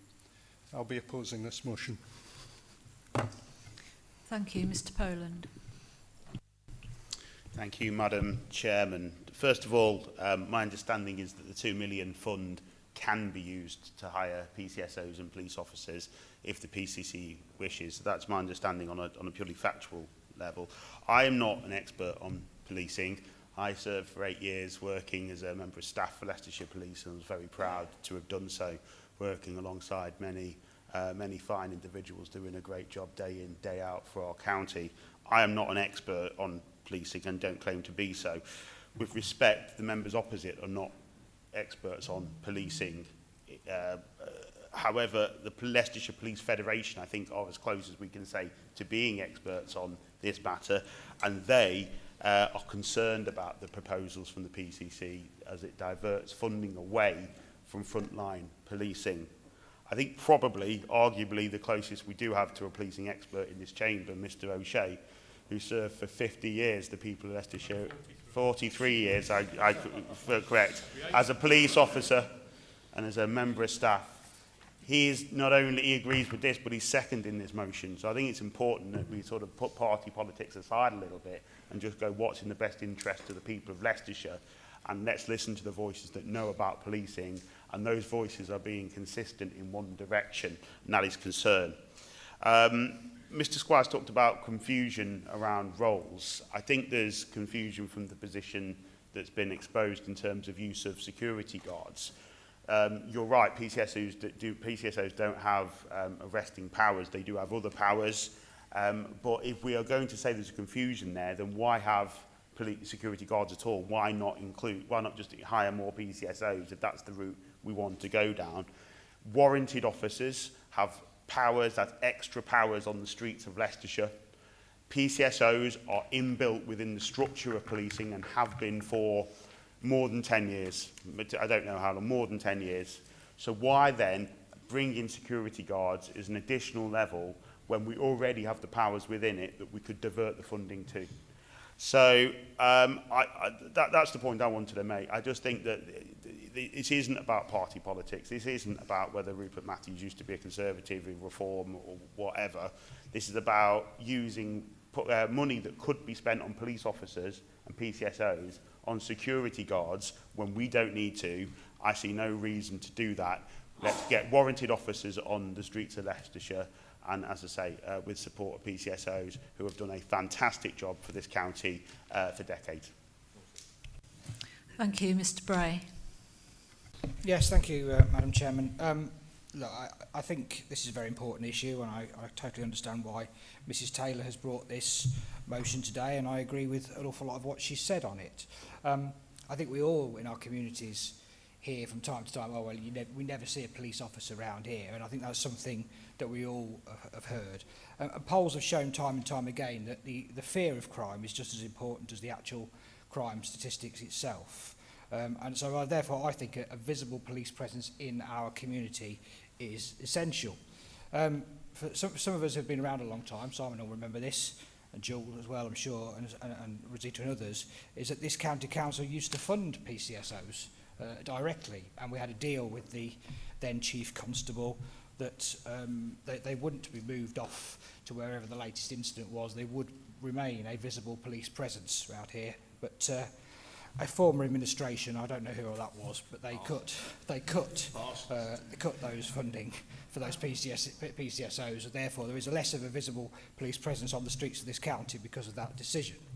Now, many people will know that the Police and Crime Commission and I have not always seen eye to eye. We had a rather sparky engagement at the police panel when I subbed for Mr Mullaney on things, but I do think he's on to something in that the fact that if we put this into the hands totally of police officers, it's always inevitable that an incident somewhere or priorities somewhere will rightly mean that the police officers are called to that emergency situation.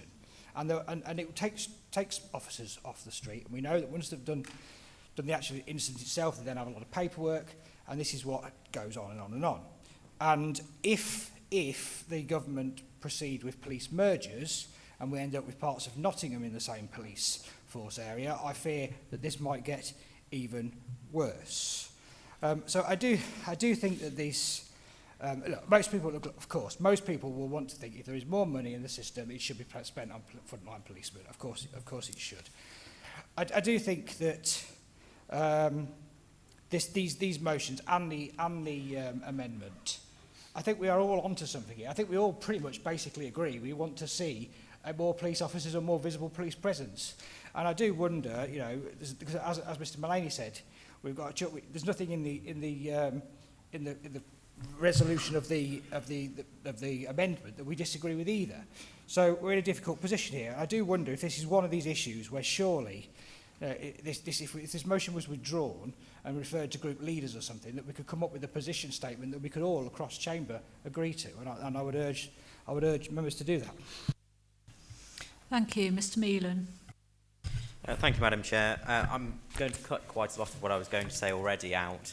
A lot of what I was going to mention has already been covered by other members in the chamber. I entirely agree with Councillor Bray's comments. I think we all agree that policing needs more funding of some description, but I don't think the way to go about doing that is by going through private security instead. My view is that while the proposed private security marshals might add visibility, they don't have the power to act that we need for residents on the streets of Leicestershire. Principally for me and my division, I speak to residents all the time who are concerned about things like rural crime. There's not enough police on the streets, there's not enough PCSOs available to address the issues in rural communities like theft of farm equipment, for example. And I know we've heard some analogies and metaphors used already, and they always make me smile, but I'm concerned that the introduction of private security marshals might be more of a chocolate teapot than actually anything that can address the problems that we have. And as far as the amendment goes, I do have a concern that that might be a Trojan horse, actually, just to protect the Police and Crime Commissioner, but that's something for members to think about for themselves. As far as my area goes, the officers that cover my division cover another 50 villages, 30 of which are in my area and 20 outside that. And the difficulty that they have is just simple understaffing.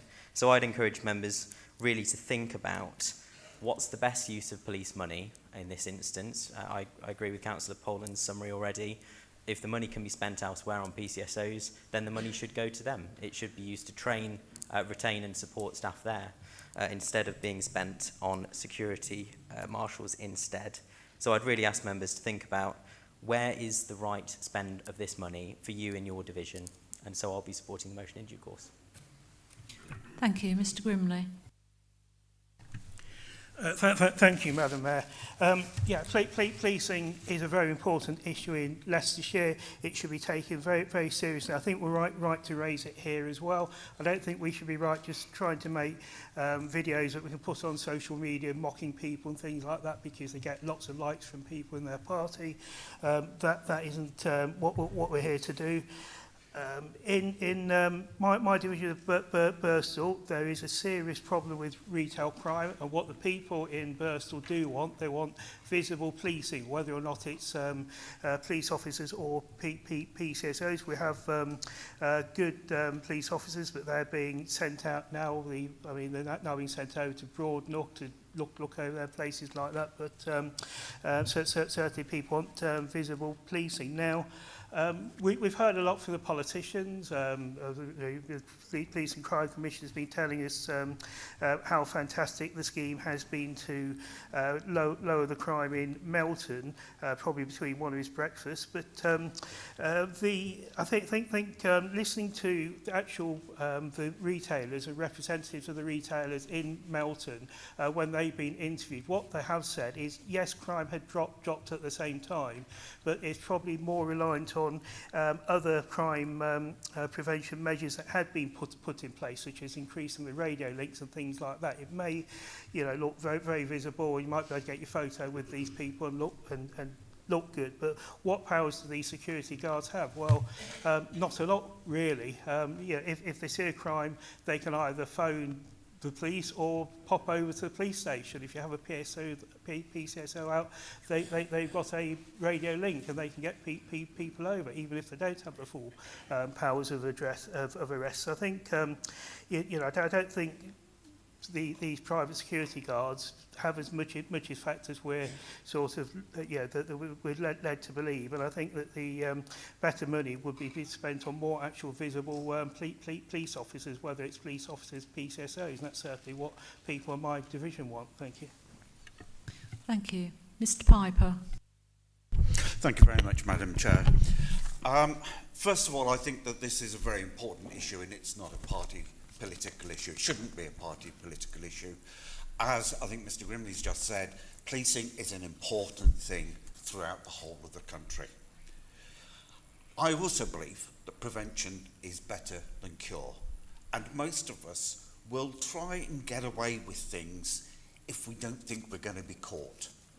A good example of that is who hasn't speeded a little bit, but when you see a speed camera, you slow down.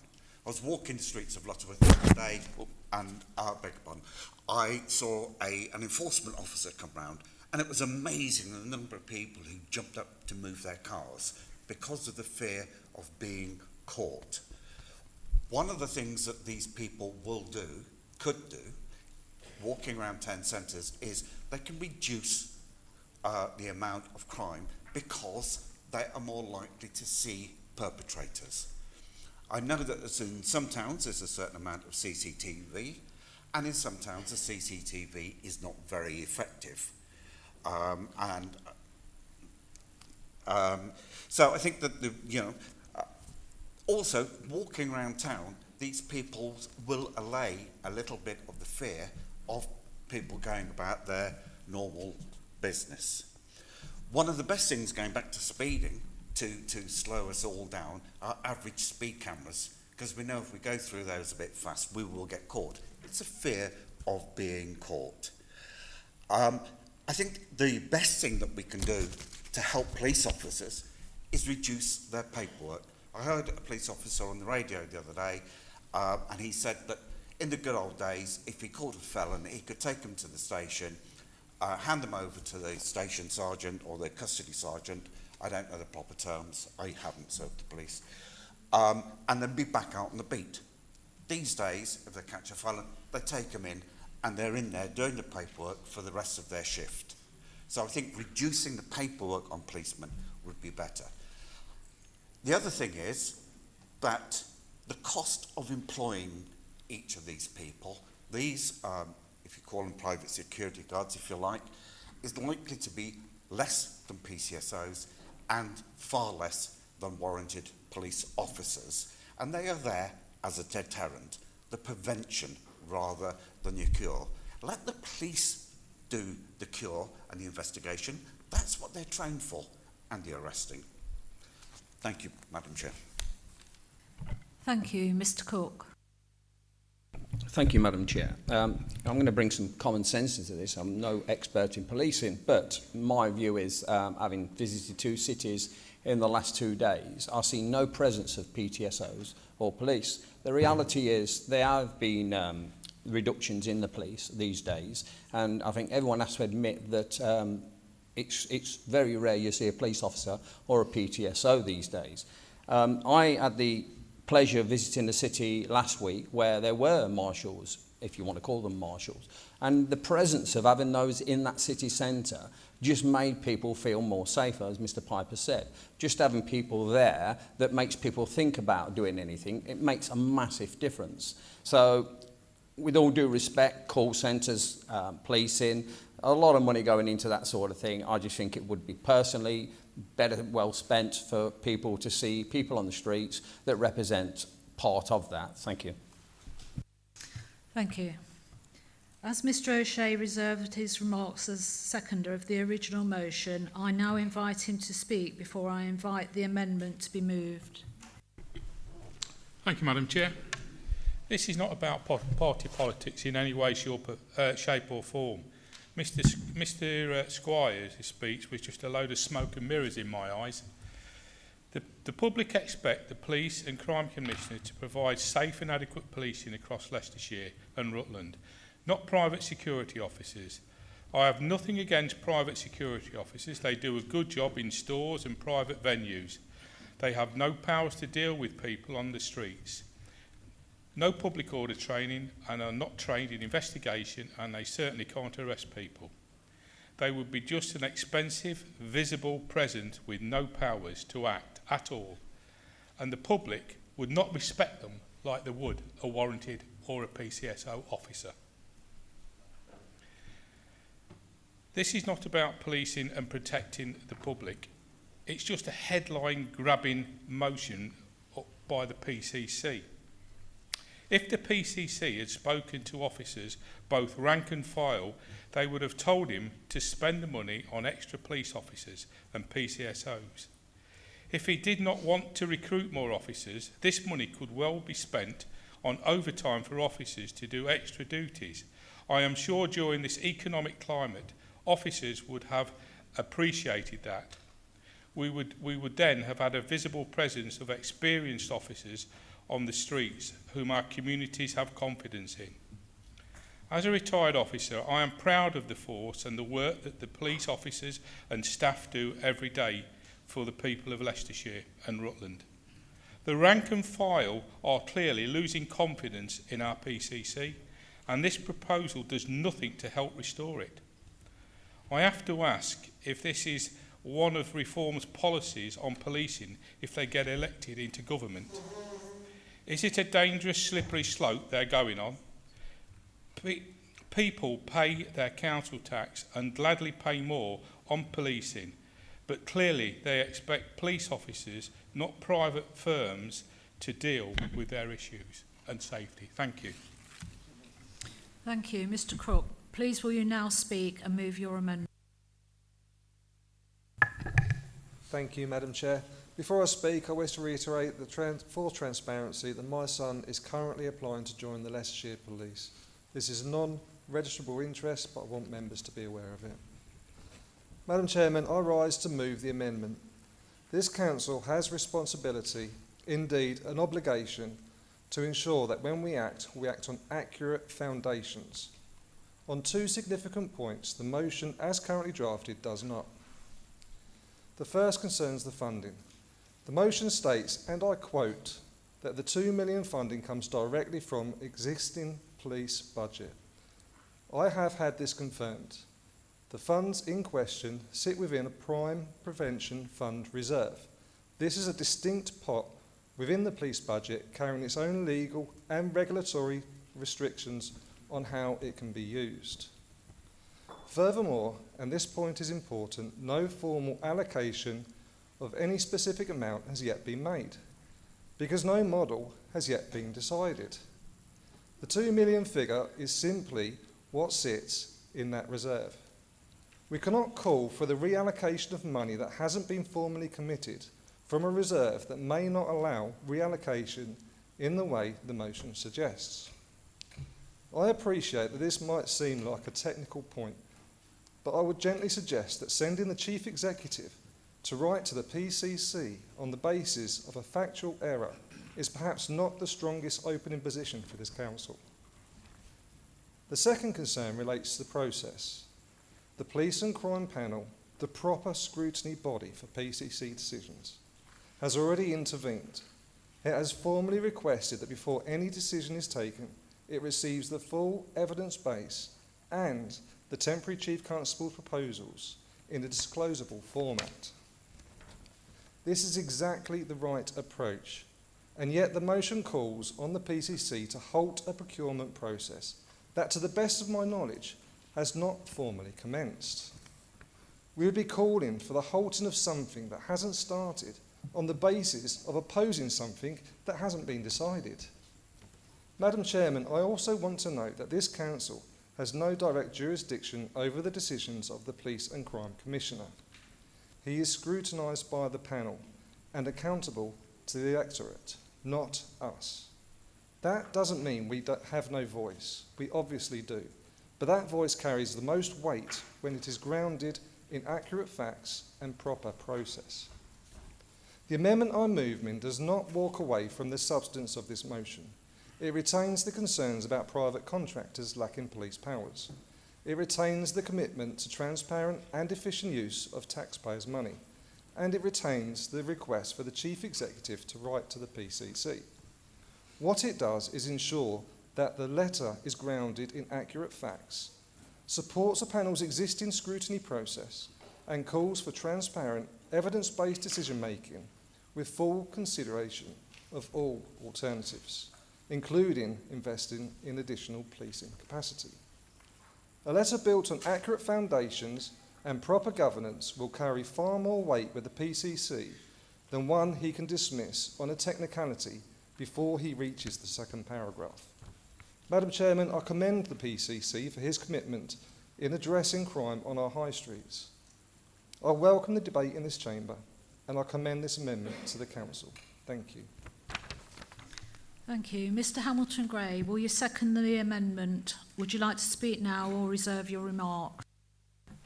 Thank you, Madam Chair. I'd like to speak now, if that's in order. Before I start, I'd like to also declare an interest. I was a serving police officer for Leicestershire Police between 1995 and 2024, spanning 29 years. If that could be noted, please. I rise to second Councillor Cook's amendment. Having recently met face-to-face with both the Police and Crime Commissioner and the Temporary Chief Constable, and having served for many years as both a frontline police officer, I hope I can offer a slightly different perspective on this debate. This amendment does not weaken the original motion, it strengthens it, by ensuring that any representation made by this Council is based on accurate facts, proper governance and the evidence available. Before I say anything else, I want to acknowledge our Police and Crime Commissioner, Rupert Matthews. Rupert's proposal has clearly come from the heart. It is evident that he has listened to the residents who for years have been crying out for bobbies on the beat to return to our towns. I fully appreciate where the initiative has come from, and I also recognise the enormous operational and financial pressures facing policing today. Trying to increase visible reassurance within those constraints is not easy. Whether members ultimately support or oppose the proposal, I think we should all acknowledge that Rupert is trying to address a genuine concern repeatedly raised by our residents. For that, he deserves credit. Sorry. Over the last few weeks, our leader, our deputy leader, and myself have spent considerable time meeting face-to-face with both the Police and Crime Commissioner and the Temporary Chief Constable. Those discussions have been open, constructive and honest. One thing that became abundantly clear is that this is far from a done deal. No final decision has been made. The proposal is still being developed, challenged and scrutinised. That is exactly how good governance should work. For that reason, I was surprised to read the original motion, because it reads as though the outcome has already been decided. It has not. The evidence has not yet been published.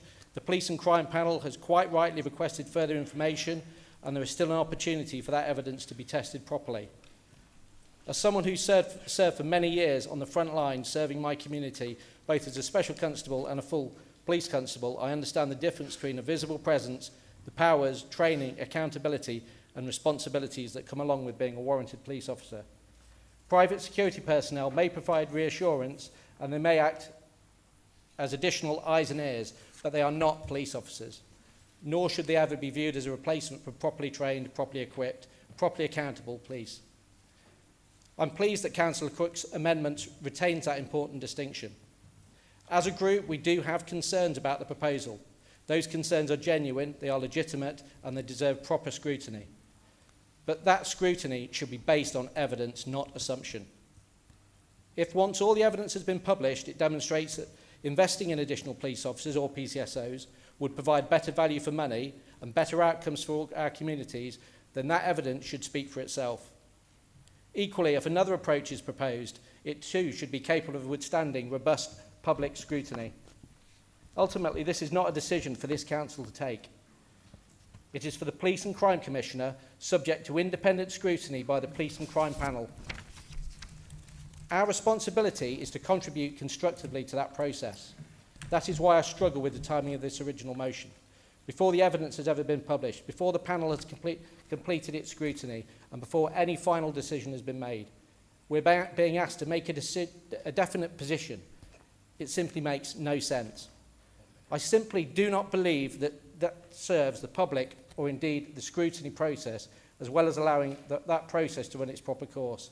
Scrutiny, good scrutiny, is not about rushing to judgment. It's about asking the right questions, reaching the right conclusions. That is exactly why Councillor Crook's amendment achieves. It supports transparency, it supports evidence-based decision-making, it supports proper scrutiny. It recognises the Police and Crime Commissioner's general commitment to improving community safety, while making it absolutely clear that significant investment must be justified, must withstand scrutiny, and must represent the very best value for the people of Leicestershire. Madam Chairman, this is sensible, balanced and constructive amendment. For those reasons, I am proud to second it. Thank you. Thank you. I will now open the amendment up for debate. All members can now speak on the amendment for a maximum of 5 minutes. Mr. King. Yeah, thanks, Chair. So when this was first reported by Mr. Martin there of the BBC on the 7th of May, so this is nearly 2 months ago, it was stated, and I quote, Mr. Matthews said he'd already decided. So it doesn't sound like to me, unless of course Mr. Martin got that wrong and the Police and Crime Commissioner didn't say that whilst he was having his breakfast in one of his many numerous photo opportunities. The Commissioner for Breakfasts, as I dubbed him. But the point is, the article says that he'd already decided, and he said that his office, it's not police money, it's the Police and Crime Commissioner's money. And it's his money, and it's his office, that will decide what happens. Now, the Police and Crime Panel may want to give their views, but they have no decision-making powers. The only thing they can do is either sack the Chief Constable or they can reject the Police and Crime Commissioner's budget, which they did earlier this year, and force him to come back with a different one. But they can't reject it on the second occasion. So that's basically where that is. So whilst what's been said by ex-police officers and all that, very interesting, but actually Mr. Matthews has already said he's made the decision and he's hoping to have these people in place by November or January at the very latest. That is what was quoted in May. So I think this is, you know, the fact of the matter is, it is in the public interest to debate this. You know, our residents pay hundreds of millions of pounds a year in tax to the tax, council tax, to the Police and Crime Commission and to fund the police service. And yet, the Police and Crime Commission has still got a temporary chief constable. How much longer have we got to have a temporary chief constable for? How is that giving residents of Leicester and Leicestershire and Rutland reassurance and confidence in the police force of our county and city? Now, these are important questions which at the moment we haven't got answers to. So I don't think this amendment I think it's watered down compared to what has been put forward, and I won't be supporting the amendment. Thank you. Thank you. Mr. Squires. Thank you again, Lady Chairman. I think actually this amendment is a significant improvement. In fact, I'd say it's pretty golden. What it does is it's striking at the heart of what all of us here in Leicester should be trying to do. Our residents are experiencing an epidemic of low-level crime, and many such offences are incredibly difficult to prosecute. And I'll try to be clearer for the benefit of Mr. O'Shea. Under the Tories, low-level shoplifting has exploded across the country. Often, by the time the police arrive, if they attend, the offender has long since disappeared. The Police and Crime Commissioner's plan aims to address this issue by providing a visible presence that doesn't have to leave if there's an emergency. No final decision has yet been made on precisely what that will look like. However, we support the Police and Crime Commissioner in his determination to stamp out the crime epidemic that was allowed to flourish under the Conservatives.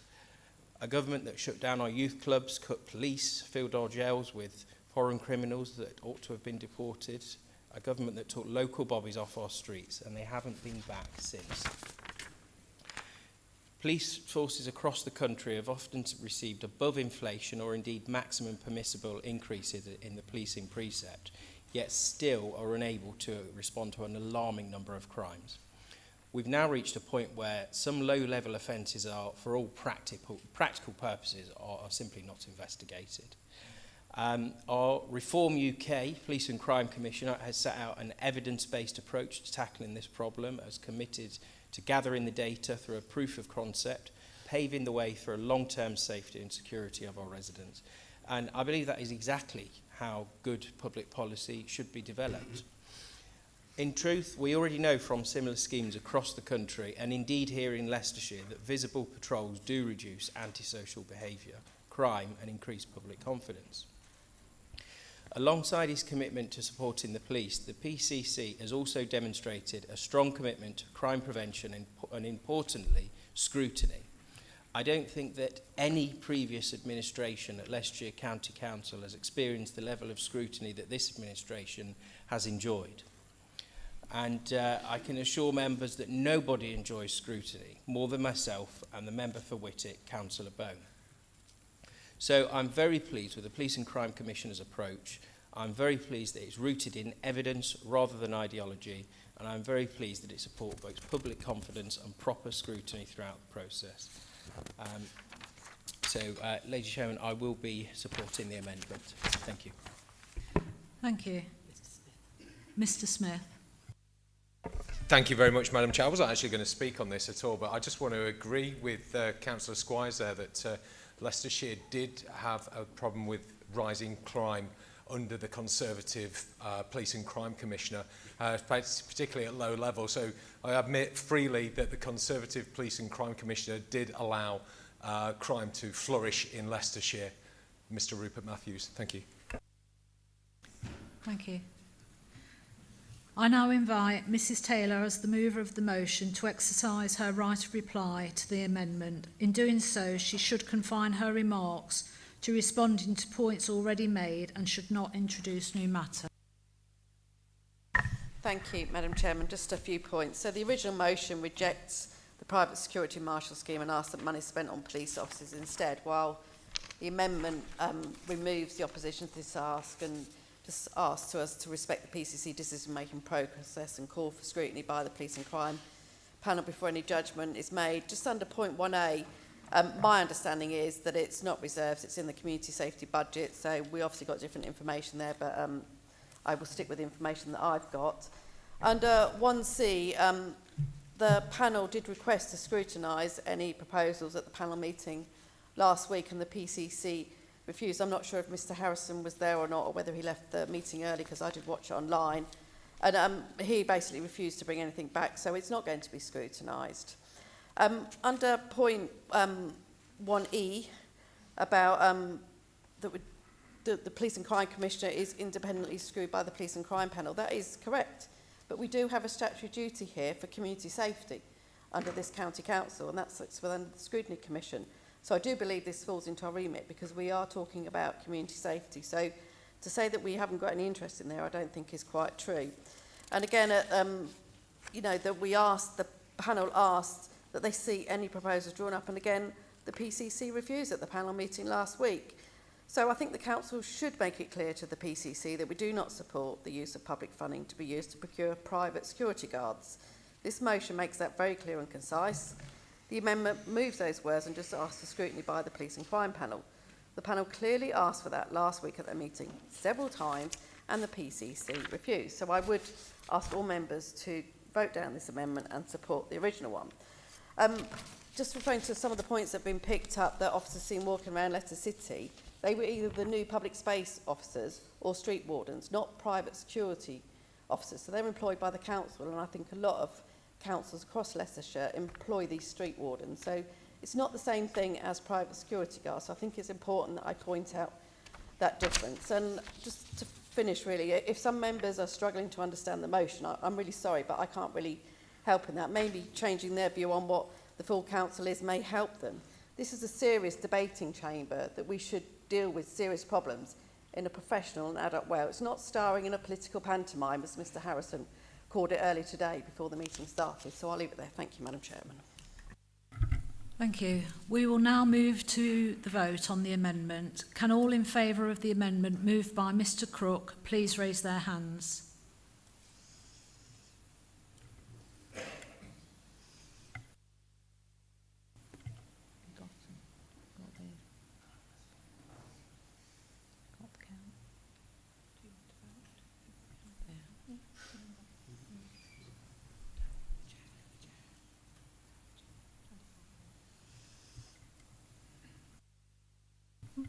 Can all against the amendment please raise their hands?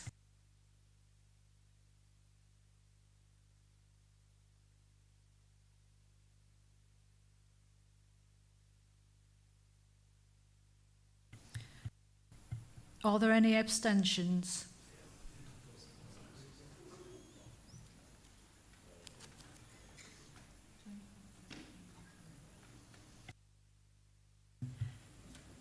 Thank you, Madam Chairman. There are 24 votes in favour of the amendment, 13 against and 10 abstentions. So the amendment is carried. Thank you, Fiona. The amendment is carried. The motion as amended now takes the place of the original motion and becomes the substantive motion. For clarity, the substantive motion before Council is now the motion as amended by Mr Crook's amendment. Are there any members who are entitled to speak on the motion or who now wish to do so? Yeah. The amendment is lost. We therefore return to the original motion moved by Mrs Taylor. Sorry, Chairman. So we've read the wrong bit there. Yeah. Yeah. Mrs Taylor gets another go. Mrs Taylor, would you like to exercise your right to reply again before we move to the vote? Thank you, Madam Chair. I've got nothing more to say, thank you. Can all in favour of the substantive motion please raise their hands? The substantive motion is the motion as amended, which becomes a substantive motion.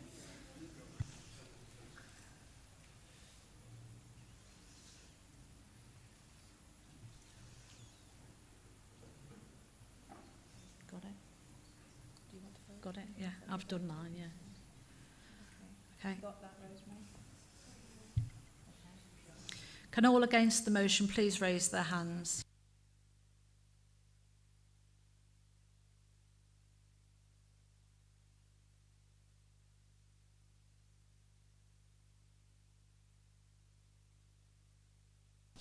Are there any abstentions?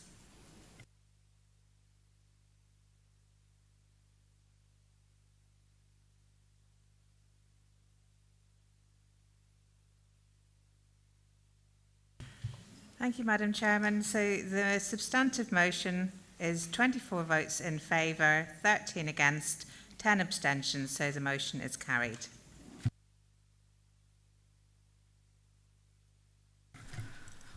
Community impact of asylum accommodation. Before we move into this motion, I would like to remind members of the provisions in the Code of Conduct relating to respect. These provisions allow members to express, challenge, criticise and disagree with views, ideas, opinions and policies in a robust but civil manner. Members should not, however, subject individual groups of people or organisations to personal attack, nor should contributions generalise about, stigmatise or attribute blame to particular communities. I ask members to be particularly mindful of this when discussing matters that may directly affect local communities, asylum seekers or other vulnerable groups. I will intervene if contributions stray beyond the terms of the motion or breach the Council's standards of debate. Mr England, I invite you to move the motion. You have 10 minutes. Thank you, Madam Chair. I brought my notice of motion, which I formally move, to the full council meeting today, to which I have this accompanying speech. I'm bringing my notice of motion about illegal migrants being housed in our county and the impact it will have on the community. After seeing how undocumented illegal migrants behave in the rest of the country, some of them are behaving very badly indeed. You would think that the government would start to control this, but no. They decided to house these people into the communities instead. Residents in Leicestershire have contacted myself and other councillors to express their concerns and angers over these illegal, undocumented people now arriving into Leicestershire and what effect they will have onto the communities. Nobody whatsoever asked for these illegal migrants to be housed here, but people are now finding out they are turning up next door or in their street into the form of HMOs, the houses of multiple occupancy, around Leicestershire. If we take Queen's Road in Hinckley for an example, that now has 8 HMOs being rented to Serco, and that's just one street. People are concerned, and rightly so, that undocumented people are turning up for whom we have no idea who they are or where they have come from. In my other job, I'm just a working class HGV driver, and I know that I've managed to get myself into this very privileged position of being a councillor who has a voice for the people, and I feel that somebody has to step up and speak against what is going on in our great country. I therefore urge you all to support this notice of motion so that we can debate the issue and represent the concerns of our communities. Thank you.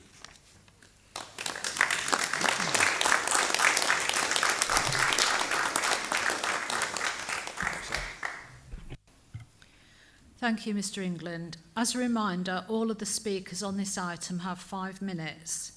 Mr Bray, will you second the motion? Would you like to speak now or reserve your remarks?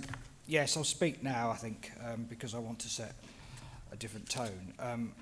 Look, Madam Chairman, I think I think this issue, and Mr England has mentioned Queen's Road, which is in my division, is causing a great deal of concern. I think many of our communities are anxious, fearful of change, and they're angry, and a lot of that anger comes by a narrative set by governments of all colours that has not been honest. People talking about reducing immigration, rhetoric around a Brexit campaign that believed that people would be taking back control and that numbers would be reduced. At the same time, climate change and brutal regimes elsewhere in the world have meant that more and more people are fleeing their homes. Many of these people desperate and live lives that we can't even imagine. This is the saddest part of the debate on the asylum system in this country. There is many in the right-wing press and those with their social media algorithms seeking to stir up division who want us to forget that these are human beings whose lives we will never ever understand. The majority of my constituents are compassionate people. They want a system that is fair and transparent. Of course there are people who'll come here and try it on. Of course, this is why we need an asylum system that works efficiently and that these people who have no right to be here are deported quickly.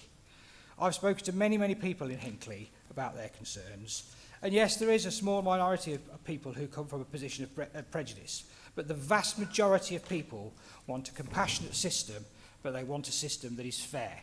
They work hard, they pay their taxes, yet our NHS, our roads, our schools, etc., get no better. But it isn't immigrants that have caused these problems, it is the failure of successive governments that have caused these problems. But what it is true, of course, is that the more people come here, the more strain is placed on services.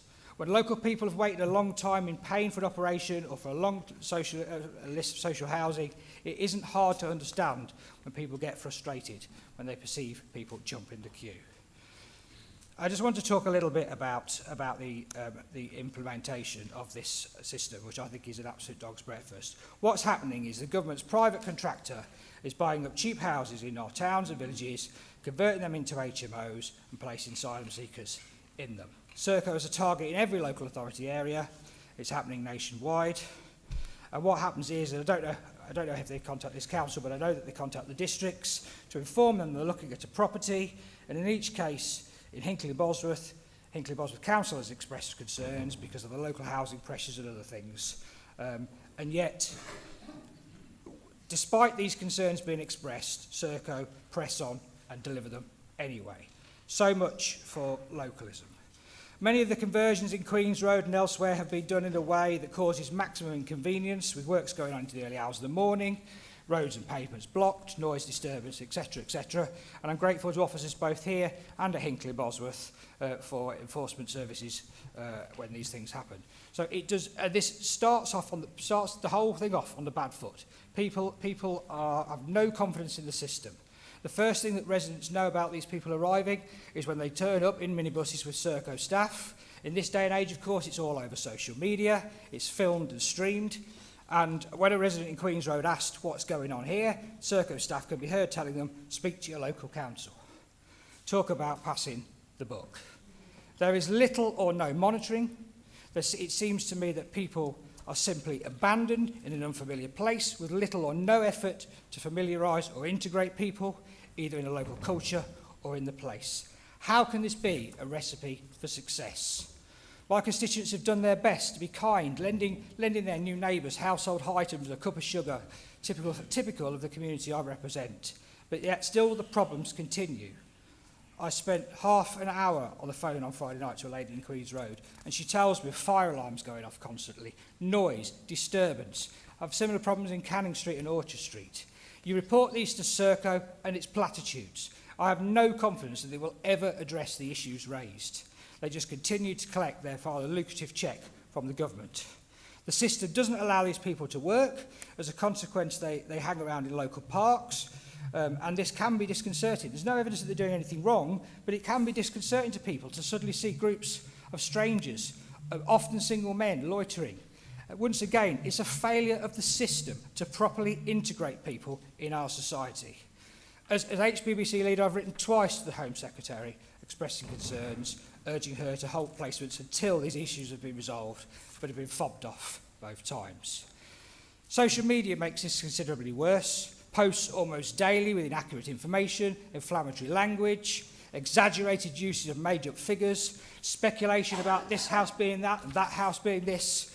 And again, much of the failure here must lie with the government, because if they don't share information, if they are not transparent, it causes a vacuum, and therefore the social media will fill that vacuum. So in concluding my speech, the government expects local authorities, the county and the districts, to deal with the consequences of this policy with our ever-reducing resources. They give us little or no say over the placements or the property used. We get little response from Serco when we raise issues, and there is zero effort to integrate people. This policy is a disaster, and until these issues are sorted, it needs to stop. Thank you, Madam Chairman. Thank you. I will now open this motion up for debate. As a reminder, all of the speakers have a maximum of 5 minutes. Speeches must be relevant to the motion before council. Mr Tilbury. Thank you, Chair, and thank you, Councillor England and Bray, for your different arguments on this subject that I fully endorse. Like many councillors here, I've got the same issues in my ward. People are really feeling that democracy is crumbling in front of their eyes.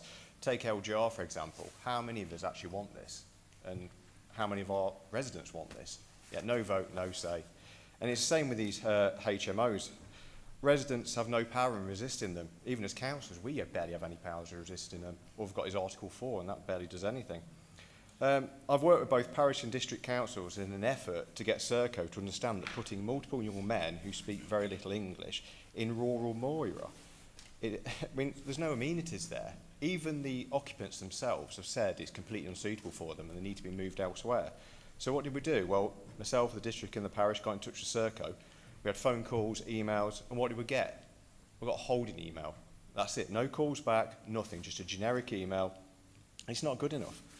So what do we do then? We contacted the owners of the houses who own these houses, and they all came about with a similar story.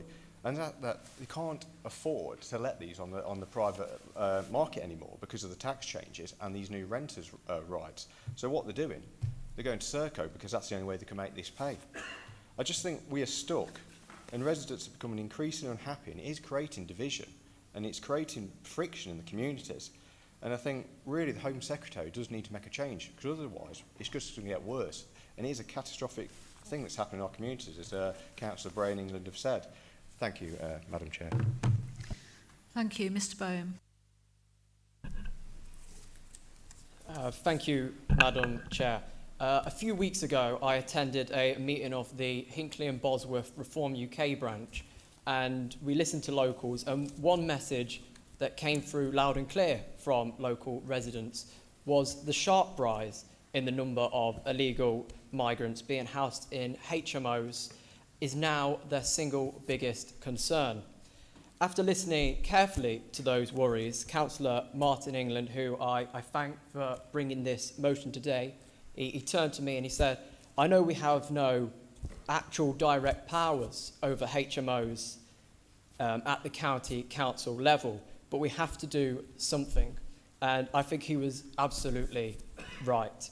The truth is, county councils have no control over housing or planning policy. Those responsibilities sit with the district councils and ultimately central government. Yet the government continues to place illegal migrants into communities across the country, often with little or no prior consultation or warning to local authorities or residents. Many residents, they feel these are not people coming to integrate or contribute to our society. They are deeply concerned that we are seeing the arrival of individuals who bring serious problems with them, including criminality and attitudes towards women that are completely incompatible with British values. It is therefore unsurprising that residents and people become alarmed when they hear another HMO in their area is to be filled with such occupants. The consequences are real. You've got falling property values, sorry, I read my own notes wrong there. Pressure on local services, damage to community cohesion, and increased risk to the safety of women and girls. This approach is quite frankly reckless, and I have no doubt that those of us who speak up on this issue will face criticism. We may be called names or accused of various motives, but we were elected to represent our residents and to speak plainly and truly about the problems they face, not to shy away from difficult truths. So that is why I'm proud to support the motion today, and thanks again to Martin. Good speech. Thank you.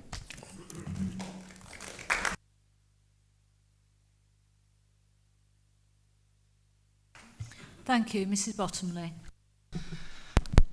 Thank you, Madam Chairman. So I read this motion, and I do wholeheartedly agree that when population numbers increase quicker than we can improve infrastructure and expand services, it causes innumerable problems. I represent some really tiny villages that have expanded really quickly. People are fed up. I totally sympathise with that. Our infrastructure is lagging woefully behind. I also totally agree, we all want transparency and the ability to govern effectively. Massive however though. HMOs are a borough council's responsibility, and it is really dangerous to conflate all HMOs with asylum accommodation. We've seen in the news recently what happens when we do that. We are putting people's lives at risk. HMOs are regularly used for students, for young professionals who can't afford to rent by themselves or buy. It is not exclusively an asylum seekers accommodation, and I think this motion conflates the two. I've had a quick look at the numbers. We have roughly 765,000 residents in Leicestershire, and we have approximately 670 vulnerable asylum seekers. Are we really suggesting our infrastructure concerns here are the cause of 0.09% of the population? I would argue community cohesion is something that is fostered and encouraged by people in this room, by the lady that runs the brownies, by the person that runs your local community shop. It's the football teams that run groups for every group of people you can imagine, including asylum seekers. That is how we foster community cohesion and ensure people feel welcomed, included, and are able to engage in society. Conversely, community cohesion can be destroyed by the rhetoric and scapegoating that we are potentially seeing in this motion. By trying to conflate genuine planning concerns or the lack of transparency we get when people are housed with people who make up less than 0.09% of our local population feels disingenuous and potentially quite dangerous. Thank you.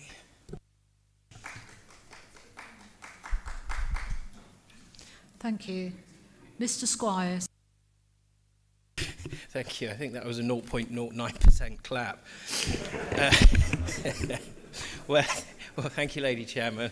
I would say my predecessor, Councillor Nick Rushton, did join up with the current leader, I say current leader of North West Leicestershire District Council, Councillor Richard Blunt, in a joint letter opposing the imposition of 220 illegal aliens to the U Lodge Hotel in Kegworth, which was organised by Serco.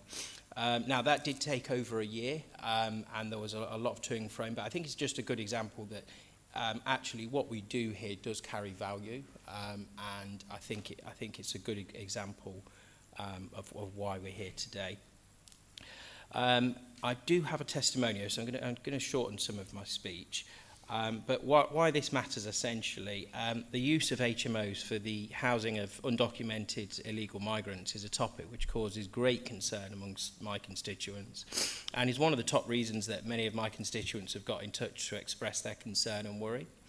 I'd like to point out that HMOs, I agree, can serve a very useful purpose if you need them for housing, if that's what you can afford. Fine, nobody's got a problem with that. What we do have a problem with is an unknowable volume of illegal migrants, mainly men, being brought into communities, often small communities. People don't know where they're from, they don't know their background. And I also accept that, this is democracy. Some people have a different view, like Councillor Bottomley there.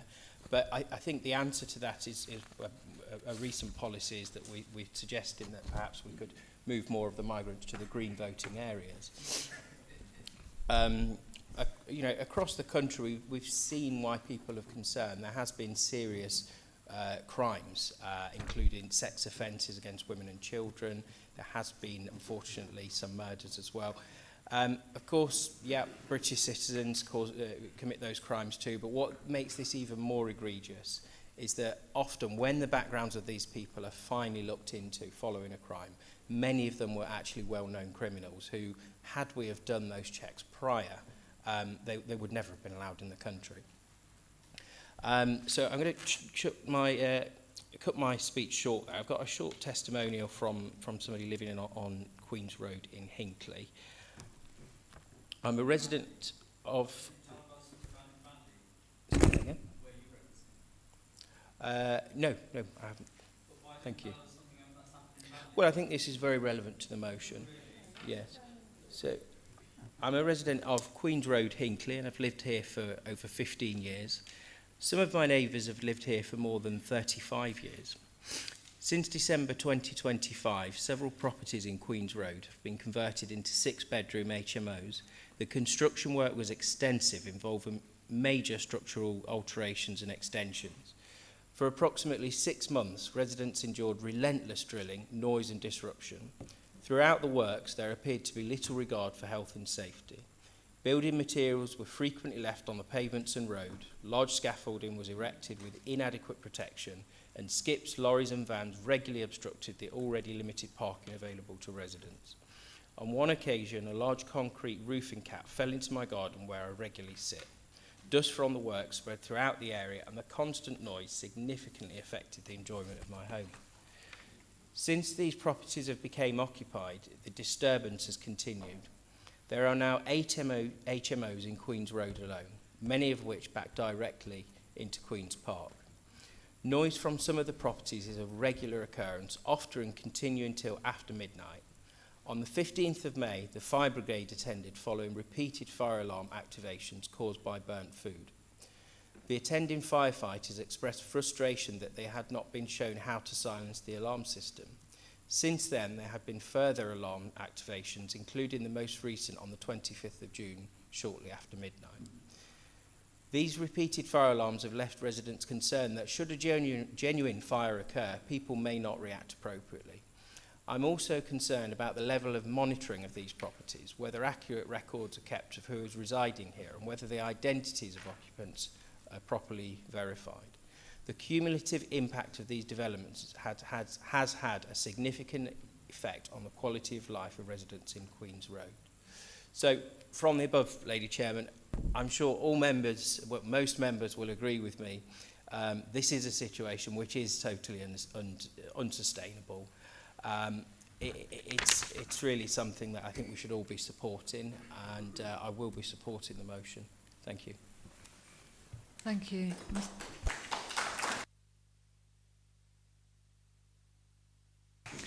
Thank you. Mrs. Taylor. Thank you, Madam Chairman, and I heed your words of warning about the code of conduct and comments with this in this chamber, and I don't think I misheard, but I think Mr. Squires just called some of these people illegal aliens. I don't think that really fits with the code of conduct, and I have seen similar social media posts by the usual suspects online already, so maybe Mr. Squires would like to take this opportunity to withdraw that comment and apologise for it.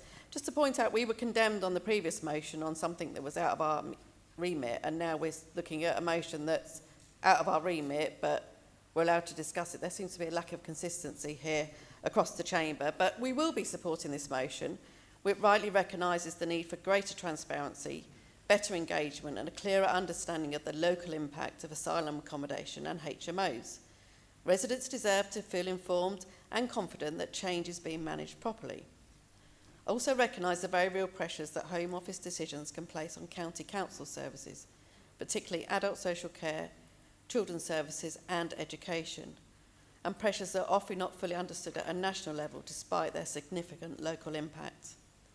However, it is important to be clear that responsibility for regulating HMOs sits primarily with district and borough councils, not the county council. I would therefore urge the county to work proactively and collaboratively with our district and borough partners, ensuring a coordinated approach that reflects where decision-making powers generally lie, while still addressing the concerns of our communities in a joined-up and effective way. Thank you. Thank you. Mr Meyer. Cheers. Thank you, Madam Chairwoman. Just a key one. I think the government has done tremendously well since coming into power to get legal migration down from over the million to less than 200,000. It's done incredibly well, and that's why the rhetoric of reform has changed from immigration to illegal immigration or undocumented people, whatever they want to criticise, because they know that the support or whatever they were protesting or voting against has been resolved or is being resolved by the current government. And I think the other thing as well is that, you know, in Charnwood, so you've heard from a leader of another district council, we do have those powers and abilities to restrict HMOs and look after them, and it is, as you say, a district matter. So the Leicestershire County Council can only consult and be a consultee to any of applications that do come forward. It is important, though, districts, in my district especially, there were 2 hotels and there was an army base that had Afghan refugees coming through them, hundreds and hundreds and hundreds.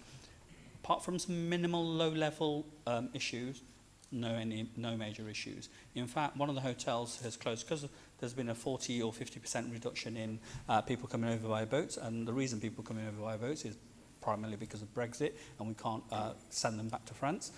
So it's gone down. So the need for hotel accommodation has gone down. But I'm sure those to the left did protest against those hotels. So, for example, one hotel's closed down, maybe had 200 people.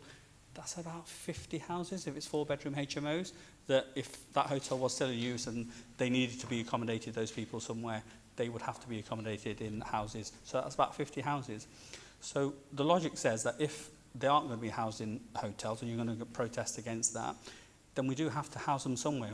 They are human beings and we're human beings, and we are honourable people and right people, and we want to house them somewhere. So we have to house them. So Serco potentially have got the contract, Mitres, or there's other people as well. So they're housing them where they can find houses. I'm not aware of any in Charnwood that have caused any issues at all.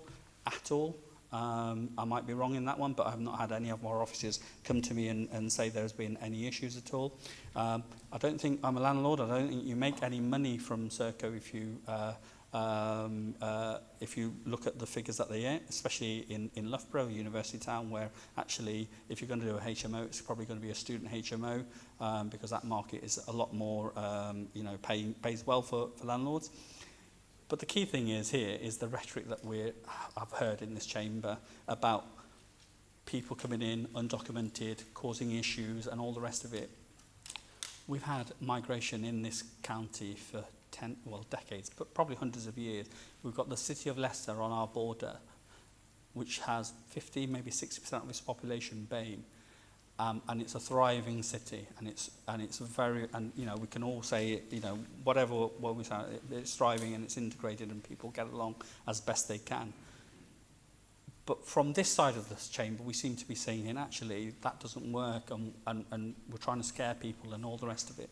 So I am waffling a bit, but it's just so disheartening that we've gone from having such cultural diversity and celebrating cultural diversity to then now scaring people and saying, oh, boo, the wolf might come down the chimney and eat you, and that kind of thing. And finally, and I've just got to make this point, I'll get on with our Liberal Democrat colleagues, but I am so disappointed that they seconded this motion. Thank you. Thank you. Mr Bloxham. Thank you, Chair. Just responding to the last point about asylum hotels, saying we have to house these people somewhere. We don't. We can remove the incentives to come over, and then we won't have anywhere near as many asylum seekers. The hotel issue does raise another point, which comes back to Councillor Bottomley's point. As the asylum hotels close down, you're right, they are going to be moved into HMOs. So although the numbers might be relatively low at the moment, they are going up, and they're going to go up further. I don't want to repeat what everybody said. I agree with a lot of the points that have already been made, but I think there's 2 issues that haven't really been covered. A lot of us are district and borough councillors in this chamber, so we know firsthand that homelessness is a major problem across Leicestershire, and there's a rising demand for emergency accommodation. We've got British families, often with children, sometimes escaping domestic abuse and violence. They can't find a stable home. At the same time, good family homes are being bought up and turned into HMOs for asylum seekers, for students, for other groups. This is shameful. It's completely reasonable. In fact, it's a duty to prioritise the needs of our own communities first. There's also a clear equality dimension. The numbers, again, might be relatively low, but the HMOs are not being placed evenly across the county. They're being placed in places that already have social deprivation, that already have problems with services. So it's not fair. And I would have expected our left-wing friends over there to care more about this equality aspect. So I support this motion. It's measured, it's reasonable, it's long overdue. Our communities deserve fairness, and our councils deserve to be treated as partners by the Home Office. Thank you. Thank you, Mr. King. Yeah, thank you, Chair. So I'll need to declare that I'm also Deputy Leader at Harbour District Council, and a few weeks ago the leader wrote to the, to Serco, the agents for the government, talking about asylum dispersal accommodation in the Harbour District, saying that the Harbour District Council will vehemently oppose any attempts to increase or have any use of accommodation for asylum dispersal accommodation. And not because we don't want migrants, many people in the Harbour District to come from all over the world. The point of the matter is, though, and exactly what's been said by one or two colleagues, is that the problem is that the migrants who are coming in are being brought forward are generally single men, and they are not being integrated or supported to be integrated. There's no support systems or services, and the problem is in many of our districts, many of them are super rural. There are limited facilities, limited resources, limited access to public transport or any 24/7 society, and therefore it's incredibly difficult and isolating.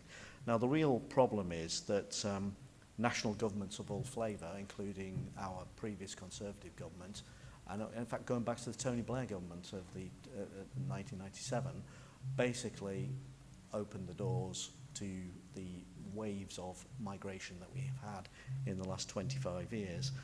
And the problem is that no government has been willing and able to find a way to close that door.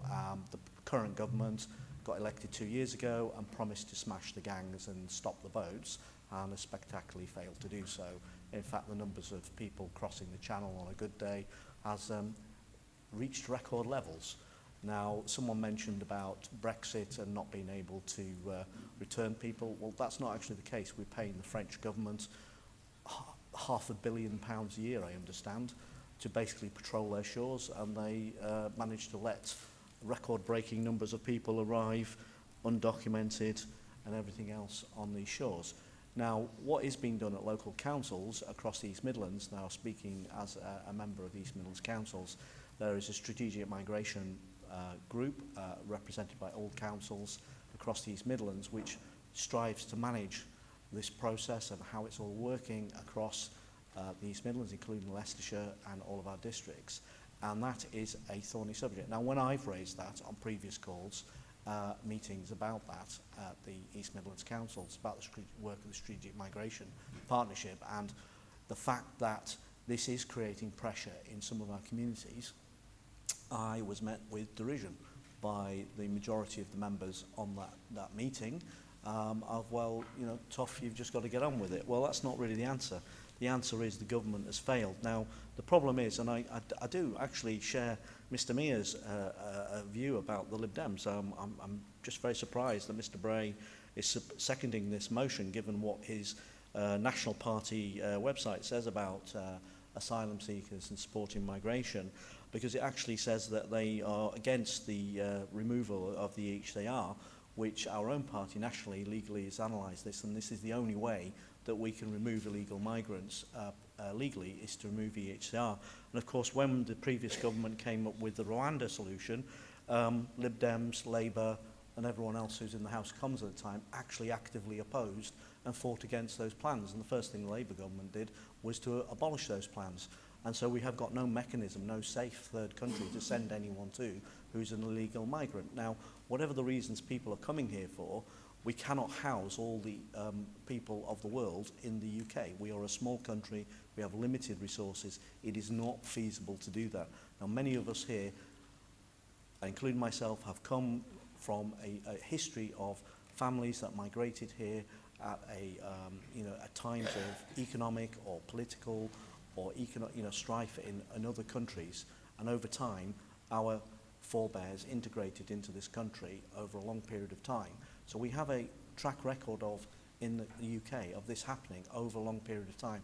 But what's happening is it's this short space of time in which tens of thousands, hundreds of thousands of people are arriving. So I think this motion... Can you just finish this sentence, please? I will, Chair. Thank you very much. I was just a bit confused on the timings because earlier you said there was only 2 minutes and then you said there was 5 minutes. But I'm just trying to understand. So what I'd say is I support this motion, but it is a bigger problem than just here in Leicestershire. Thank you. Thank you. Mrs. Butler. Thank you. So my residents are currently very concerned about HMO because they simply do not know. With less than 4 occupants, it hasn't gone through the planning process. It's just an application through Charnwood Borough Council. So me as the councillor, I have no awareness of it whatsoever. I'm unable to answer any of my residents, and I feel like the transparency is what's missing. So for that reason, that's why I'm supporting this motion, because we do need more transparency about this. Thank you. Thank you, Mr. Smith. Thank you, Madam Chair. This is another one I wasn't actually going to speak on today, but I do like to have a bit of a chat.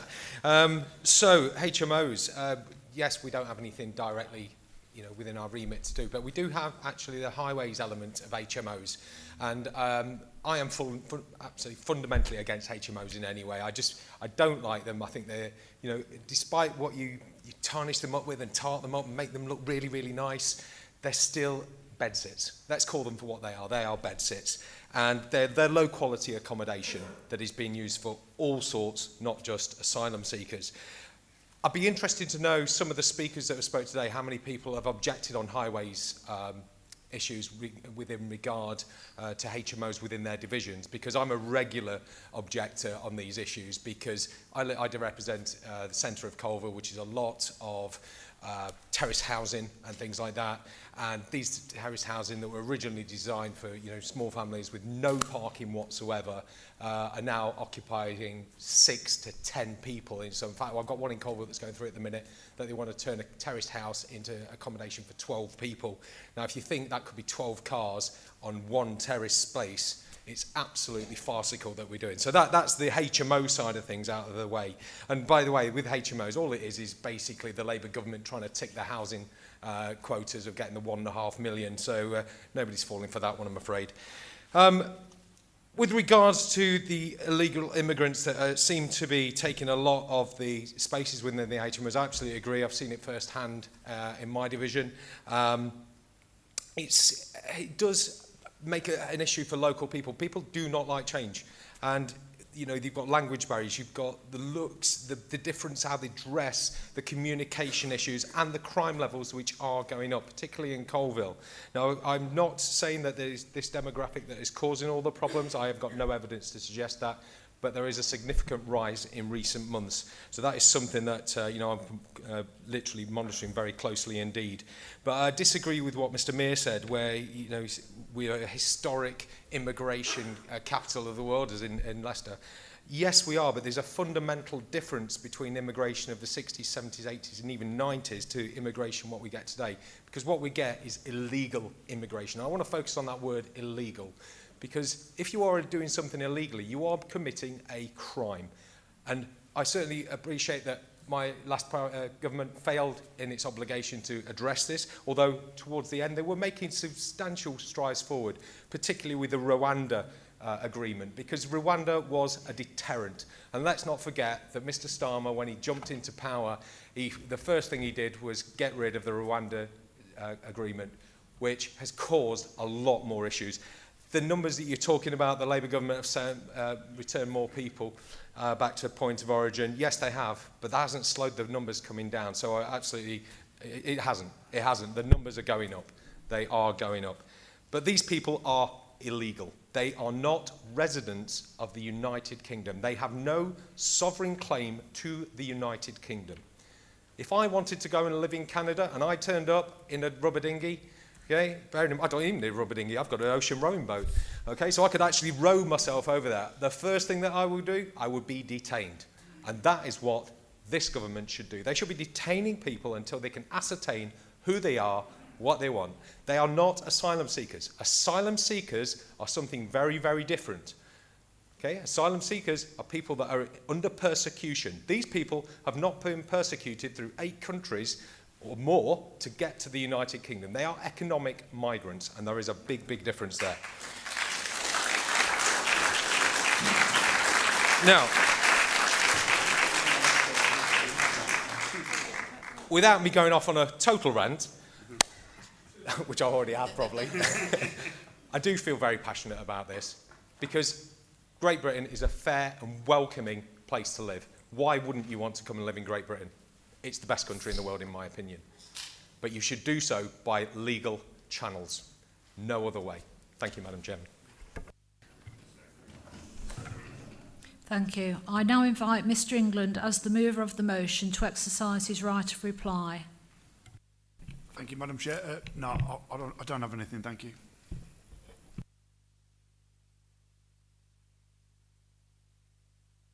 We will now move to the vote on the motion. Can all in favour of the motion moved by Mr England please raise their hands?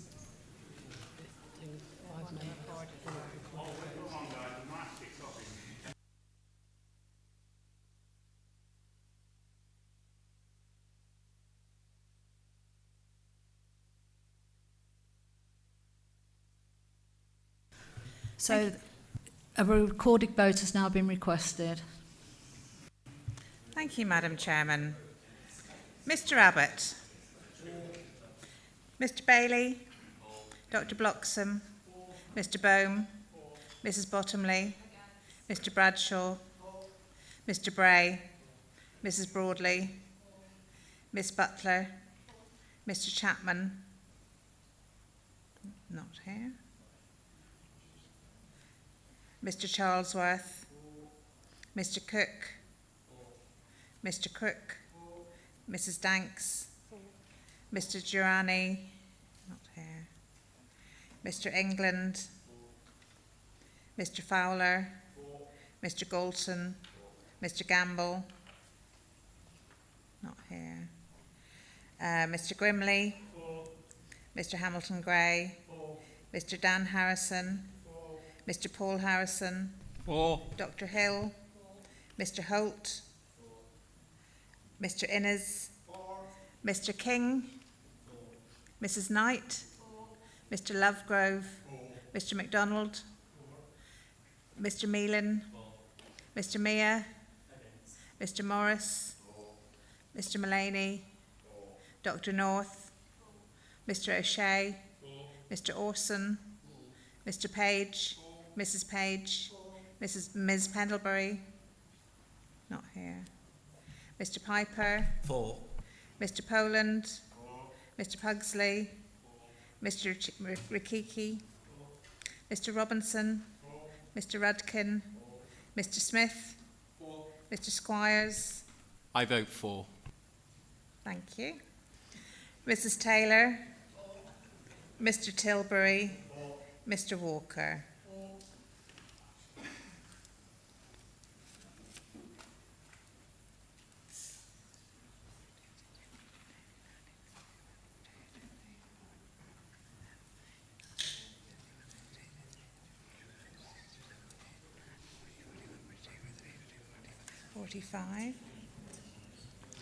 Forty-five votes in favour and 2 against. This motion is carried.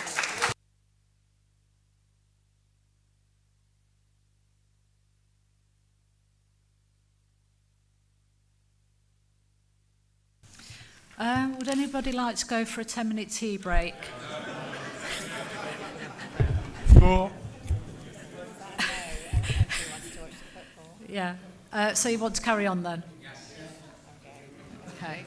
All right. So, yeah, I'm fine. Yeah. No, we'll carry on. Does Madam Chairman want a 10-minute break? Okay. Maintaining professional standards, workforce sustainability and fair employment practices in Leicestershire Specialist SEND services. Members, I have taken advice from the monitoring officer in relation to this notice of motion. In considering the admissibility of the motion, I have had regard to the Council's standing orders, in particular the requirement that motions must not relate to individual staffing or operational management matters. Having done so, I am satisfied that this motion is framed as at a strategic level. It does not name individual employees, does not seek to determine individual employment matters, and does not attempt to direct ongoing management action. On that basis, I have ruled that it is admissible and may be debated by the Council. However, I would remind members that there remains a clear distinction between strategic discussion and matters of operational management or employment procedure. Members should not, in the course of debate, refer to individual employees, identifiable employment cases, detailed role or restructuring proposals, or matters which are or may become the subject of active consultation, employment processes, or industrial relations discussions. I will not permit contributions which stray into those areas, and I will intervene if necessary to ensure that the debate remains within the Council's standing orders and the members' code of conduct. Subject to that, Mr Meyer, would you like to move the motion? You have 10 minutes. Thank you, Madam Chair. I propose the motion of notice as set out in the order paper, maintaining professional standards, workforce sustainability and fair employment practices in Leicestershire Specialist SEND services. Madam Chair, the motion set before you isn't the original wording that I have first sent in. I think you can gather that from what the chairperson said earlier. And I want to thank officers in helping me word it in such a way that it was acceptable for debate in this chamber. I must say that it did come as a surprise, as I thought all, as councillors, we could freely debate anything to do with the county council, but apparently not. I will try and ensure I don't fall foul of the Constitution, keep my opening statement as broad as possible without identifying any staff that may be affected. However, before I do, Madam Chair, I want to acknowledge all the staff that are sitting behind me in the gallery who patiently have sat there through our debates, especially those that deal with and look after our SEND children. I think they deserve a special mention as they do a fantastic job in often difficult circumstances. The first part of the motion acknowledges this. Also in the motion, and without me falling foul of the rules, let us just acknowledge that there is unhappiness and concern with the process in certain employment restructuring and staffing matters. If this is the case, then we need to have a review to see if... Mr Mayor, I have to stop you there. You can't talk about the process in this case. Okay, if this is the case, then we need to have a review to see what, if anything, has gone wrong and what we could do differently next time. I think we are big enough as an organisation to admit when we haven't handled something correctly, and that if things seem to have gone awry, as they seem to do here, then we review and learn from it. After all, poorly managed restructuring can adversely affect workforce morale. Mr Mayor, again, I'm sorry. I need to stop you there. I'm just reading from what the motion is, Madam Chair. It's written in the motion. And significant workforce changes in critical specialist services, as we have here, should be considered in a way that maintain confidence among service users and residents alike, and keep our staff on board in the process. I think that is common sense and an approach we should be doing, but I think failing to do here. So the motion has some asks. That this council resolves to request a report to the Children and Families Overview and Scrutiny Committee on, firstly, the proposed future model of early years SEND advisory support, vitally important. What does the future look like, and have we got the model for success? How service quality, continuity and workforce sustainability will be maintained, including the roles of professional qualifications where relevant. This is key, I believe. We should all believe that those delivering the services are the best people to do so with the qualifications and experience to prove it. What consideration has been given to maintaining appropriate professional qualifications in role requirements? This is self-explanatory and follows on from the previous point. How the views of staff and recognised trade unions have been considered, including alternative models proposed by staff to secure year-round delivery.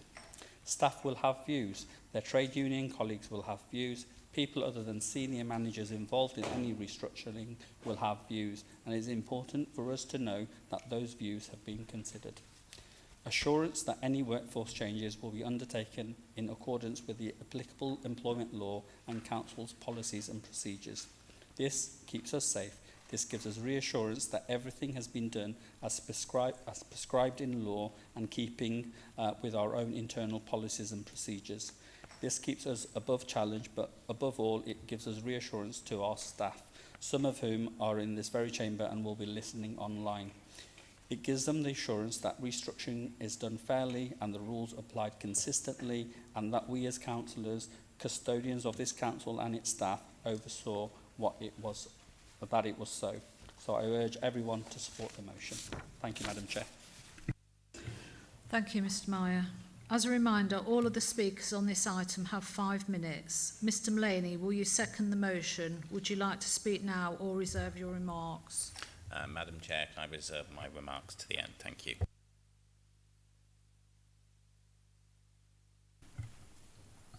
I will now open this motion up for debate. As a reminder, all of the speakers have a maximum of 5 minutes. Speeches must be relevant to the motion before Council.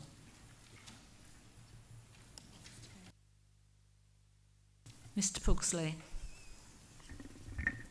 Thank you, Madam Chairman. I'd like to start, through your good self, of course, by thanking Mr Meyer for his motion as it is written. He's right that specialist services are vital, and he's right that professional standards matter. On that, we completely agree. But having read it carefully, I was left with one thought. We already do every single thing this motion asks for. It asks that when we review services, we have regard to quality, safeguarding, workforce stability, recruitment, retention, and value for money. We do. It asks that changes are handled lawfully and in line with our own policies. Of course they are. That's a legal baseline. So I welcome the motion in the sense that I welcome being asked to keep doing what we're already committed to doing. But a motion that lists our existing practices back to us is not quite the bold intervention it first appears. What is missing is the children themselves. The real test of a SEND service is whether a child gets the right support at the right moment all year round. And that's exactly what we're delivering. £30 million for a new purpose-built specialist SEND school in Harborough. 250 new places in a district with no specialist provision today. Earlier identification of need, better, timelier assessment. That is delivery, and none of it is in the motion. I'm happy for a report to come to the Children and Family Scrutiny Committee, as it would for any significant change, though members will understand it cannot comment on individual staffing matters. So on the motion as worded, I'm content to support it, because it asks us to do what we already do. I simply hope that next time we might spend this chamber's time on how we can go further for children, rather than restating the standards we already meet. Thank you, Madam Chairman. Thank you, Mrs Taylor. Thank you, Madam Chairman. I'll try and keep within the remits that you said, but I'm sure you'll pull me up if I haven't. So we will be supporting this motion, particularly in the light of how this issue has been handled under this administration. When dealing with such critical SEND services... Point of order, please. She references a situation currently going on in the Council. I think that's a breach of Standing Order 10.6c, notices of motion. Thank you. Mrs Taylor, can you please keep your remarks to the strategic level motion instead of referencing an operational matter that's going on? We've set that out very clearly at the beginning of the motion. But, so, the approach taken must give confidence not only to families but also to the skilled workforce delivering that support. The prospect of changes being implemented in the current way risks undermining morale, destabilising an already stretched workforce and ultimately impacting service quality for vulnerable children. At a time when consistency, expertise and trust are essential, it's vital that the administration demonstrates fairness, proper engagement with staff and unions and a commitment to maintaining professional... Point of order for the same reason, please. Ms Taylor, could you be really careful about what you're saying here, please? Rather than pursuing changes that could weaken both the workforce and the services our residents rely on, I urge the administration to get round the table and work to a satisfied conclusion Again, for all Mrs Taylor, sides. so you're Point of talking about a order, same particular reason. situation and we're not allowed to do that, so I've got to stop you there. I'm sorry. Thank you.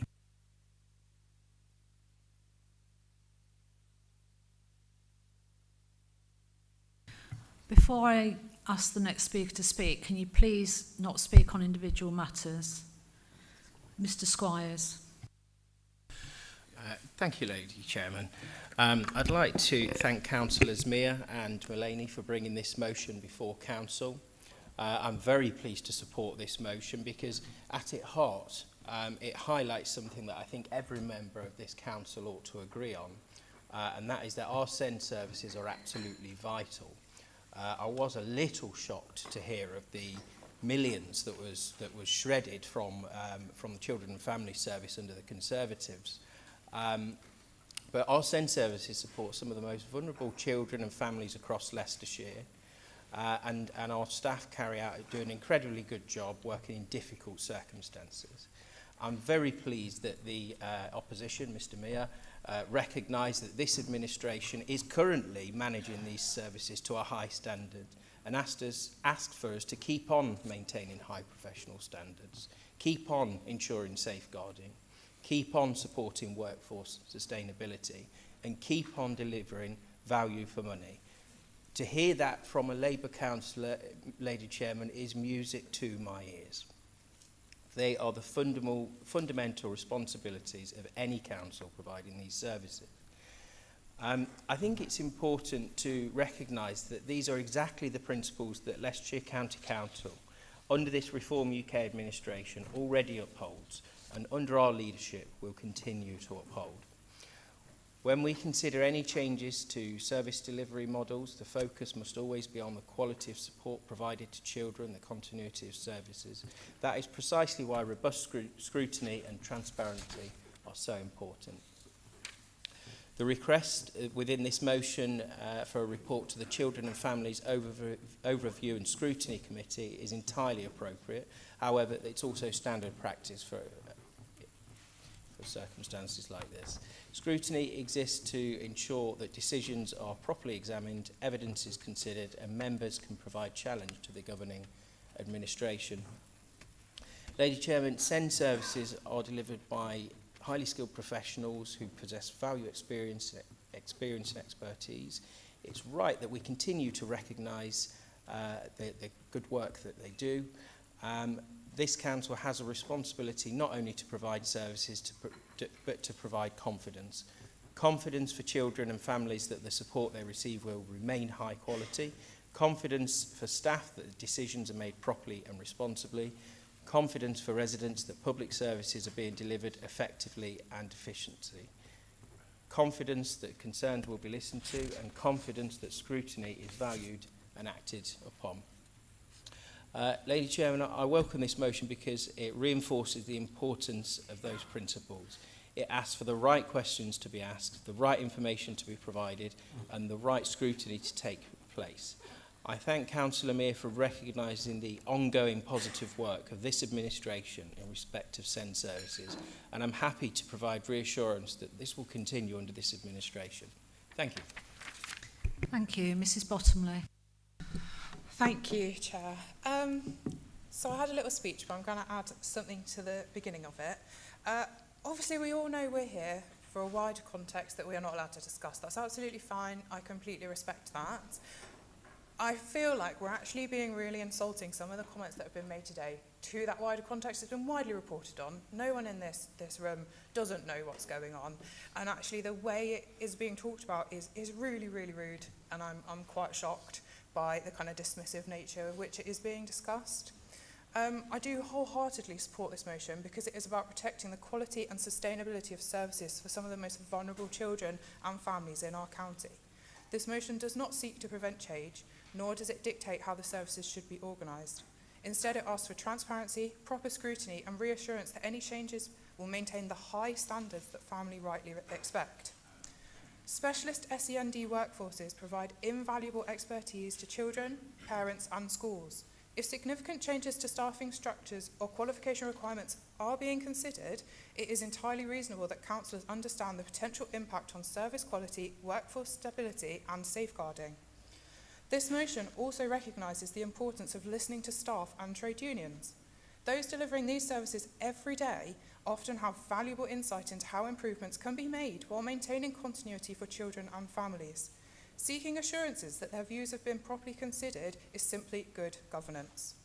Most importantly, this motion puts children first. It asks how continuity of support will be maintained, how professional expertise will be preserved where appropriate, and how the council will ensure that vulnerable children continue to receive the specialist support they need. As councillors, we have a responsibility to provide effective scrutiny of decisions that could have significant consequences for children and families. Requesting a report to the relevant Overview and Scrutiny Committee is proportionate and a responsible way to fulfil that duty. For those reasons, I am pleased to support this motion and encourage all my colleagues in the Chamber to do the same. Thank you. Thank you. Mr Dan Harrison. Thank you, Madam Chairman. All I can say is, when we took over the management of this business, this council, one of the first things I said to Declan Keegan, I want to put £30 million into children's department because I knew there was problems, but not to the length and depth. I also put 20 million into adults. Why? Because I care. I care passionately and I believe strongly about these young children who are precious to us because we look after them. They're precious to their parents. And I would defend against anybody saying any criticism whatsoever. We work hard. We have some fantastic staff. And from my point of view, I value the staff. I've only just started writing letters to people of the years they've served here. I had to start at 45 years. I'm working my way down. There's over 300 staff. That's brilliant. How can you ever imagine a council with 300 plus staff been there these long-term years? It's amazing. But it tells you something about the character of the business. Because obviously they wouldn't stay if they thought it was bad or horrible. So they've sustained lots of things. I personally feel passionate about our staff because I realise, but just looking over these last 15 months, how important they are and how important they are to care. And that's why I passionately believe in all we can do to support and help. And I would never stand by and let people criticise what those staff do. It's amazing work and I'm very grateful to them. I hope we all are. Many thanks. Thank you. Thank you. Mr Crook.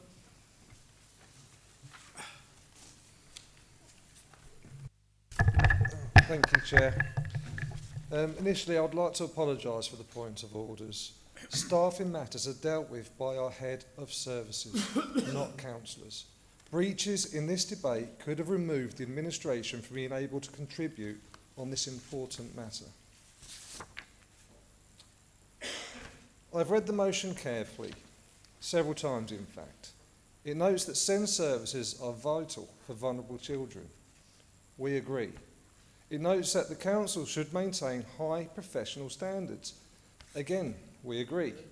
It notes that the service reviews should consider quality, safeguarding, workforce stability and value for money. We also agree with this. It notes that poorly managed structuring can adversely affect morale and continuity. Yet again, we agree. I am pleased to report that this administration was already aware of all of these things. The motion resolves to request a scrutiny report, which is, of course, entirely within the gift of the Scrutiny Committee, to initiate at any time through normal work programme without the need for a full council motion. Madam Chairman, I say all of this not to be dismissive of the motion. The issues it touches are genuinely important, but to make the point that good practice in this area is not something that requires a motion to instruct us to adopt. It is something we pursue as a matter of course. However, scrutiny is always welcome, transparency is always welcome, and on that basis, I'm happy to support the motion, assuming the debate doesn't goes somewhere it shouldn't. Thank you. Thank you. I now invite Mr Mullaney as seconder to speak. Thank you, Madam Chair. SEND staff do an amazing job. They support some of Leicestershire's most vulnerable children who need the most support. SEND staff deserve to be valued for the exceptional work they carry out, and I add my appreciation to the those who are in the audience this afternoon who've been incredibly patient in waiting for this item to be discussed. We must always do all we can to ensure that staff feel valued and their professional expertise is acknowledged. And this motion is about highlighting to the County Council that it must treat all SEND staff with the highest levels of support and acknowledgement for the tremendous and vital work they do. And that whenever anything involving SEND staff and their conditions are carried out, it's carried out in the most sensitive and listening way possible. So I hope we can all support this motion today and support the incredible work that SEND staff do in Leicestershire. Thank you. I now invite Mr Meyer, as the mover of the motion, to exercise his right of reply.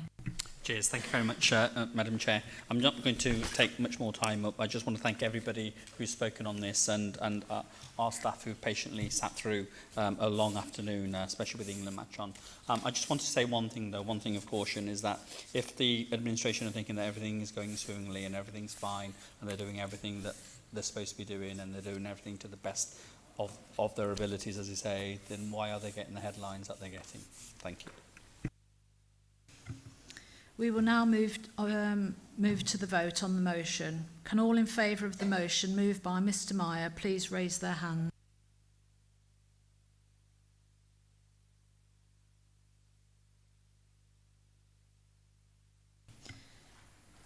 Can all against the motion please raise their hands?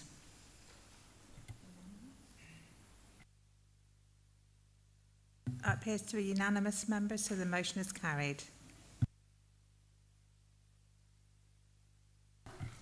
Bus services in Wigston. Members, before I call Mr Charlesworth, I understand that he wishes to move his motion in an altered form and that the seconder, Mr Hamilton Gray, concurs with the alteration. Understanding Order 16, the consent of the Council is required before the altered motion may be moved. The giving or refusal of the consent must be signified without discussion. Is the Council content to give consent to the alterations? Thank you. Consent having been given, I now invite Mr Charlesworth to move the altered motion. You have 10 minutes. Thank you. I will not be taking 10 minutes. I can appreciate urgency. Whilst this is a slightly parochial motion, what happens in Wigston today can happen in Melton, Loughborough, Hinckley or any other area in Leicestershire tomorrow. The behaviour of Arriva has been appalling. No consultation and refusing to attend public meetings. This week an Arriva leaflet landed through letterboxes in Wigston 3 months after the changes. When these new services were launched, there were no timetables, no route maps, and in some cases, no bus stops. Arriva need to remember, although they are a private company, they are funded by the public, either through fares, grants, subsidies, or the concessionary travel scheme. It was public money that got bus services through the pandemic. I move the motion. Thank you. Thank you, Mr Charlesworth. As a reminder, all of the speakers on this item have 5 minutes. Mr Hamilton Gray, will you second the motion? Would you like to speak now or reserve your remarks? Thank you, Madam Chair. I'll speak now if that's okay. I will keep it very brief.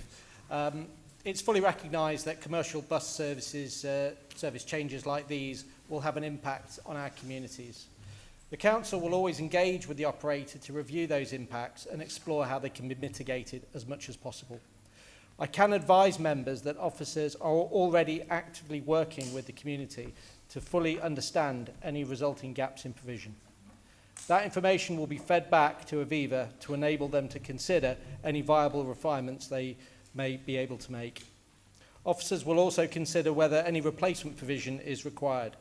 Community engagement ahead of bus service changes is certainly something that can be reviewed at forthcoming enhanced partnership meetings. Madam Chair, I am therefore very happy to support this motion and put forward by Councillor Charlesworth. Thank you. I will now open this motion up for debate. As a reminder, all other speakers have a maximum of 5 minutes. Speeches must be relevant to the motion before Council. Mrs Broadley. Thank you, Madam Chair. I'd like to first thank Councillor Charlesworth for bringing this forward. The work that he's done in Wigston with the residents, with petitions and everything else, to get this notice. It has affected so many people in Wigston. It's absolutely appalling that Aviva won't come to the table, won't discuss it. There are many elderly people in Wigston that now can't get to the Leicester Royal Infirmary. There are people who can't get their children to school on time because of this altered bus route. It's absolutely ridiculous. Myself, I have carers come in for my daughter.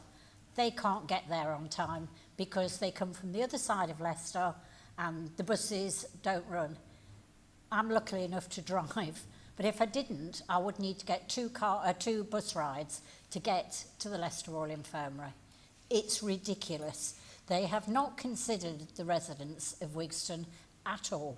And Councillor Charlesworth is right. This is affecting Wigston, but it could affect anywhere.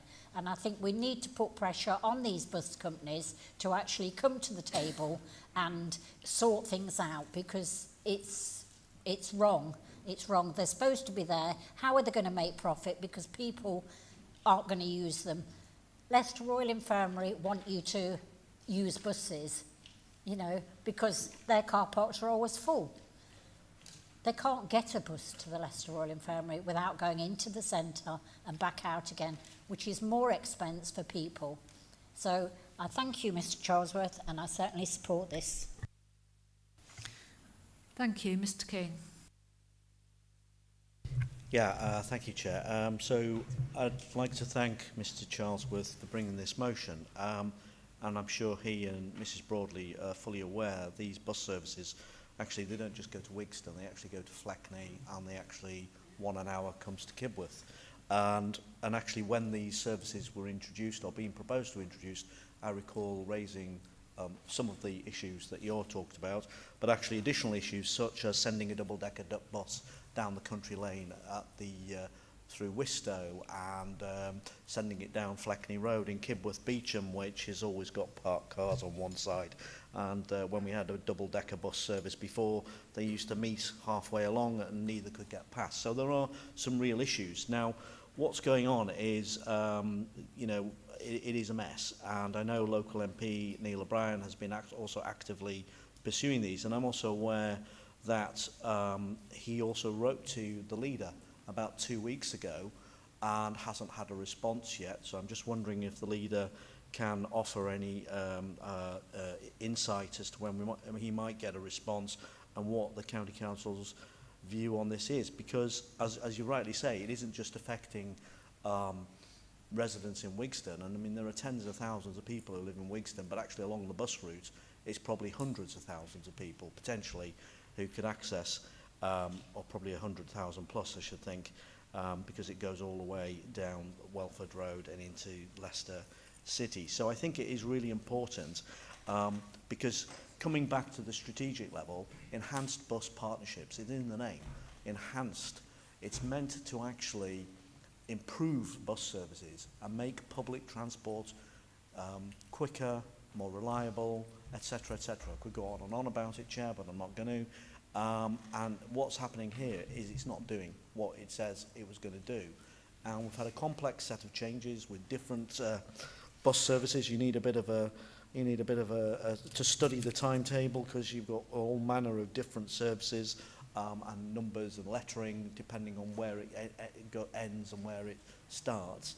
And it is confusing. So I think this is a service that, and as you say, it could affect other communities, other large, you know, community areas could be affected if they do another area bus service review. So I think this is really important, and I do think that this isn't just a parochial Wigston issue. This is an issue that affects tens of thousands of people.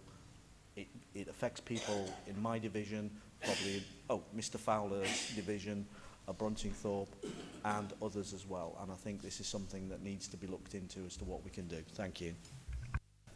Thank you. Mr Bray.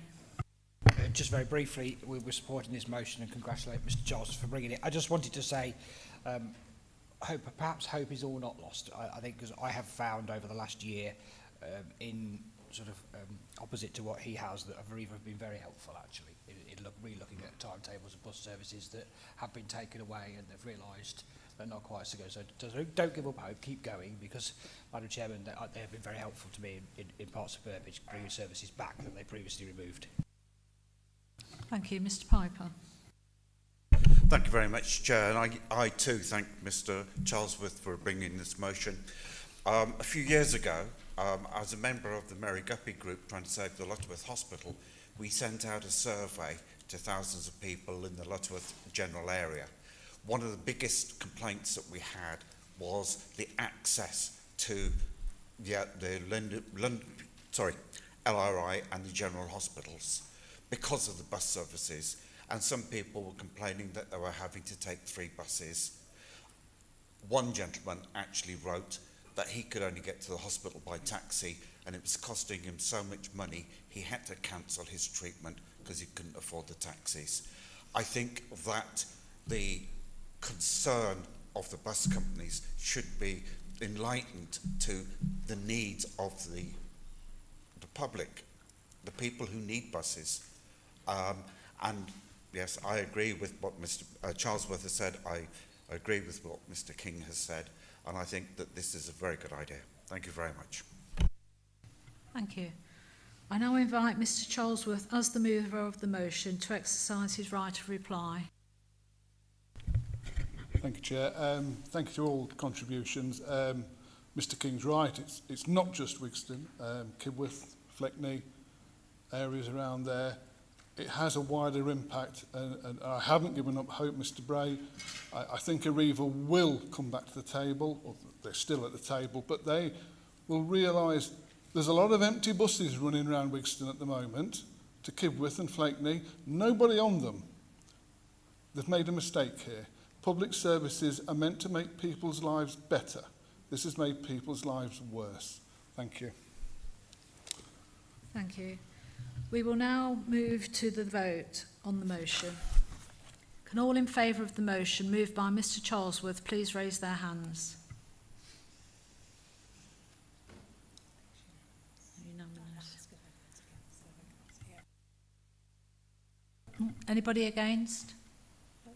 No. So this motion is carried. Meeting's now closed. Thank you.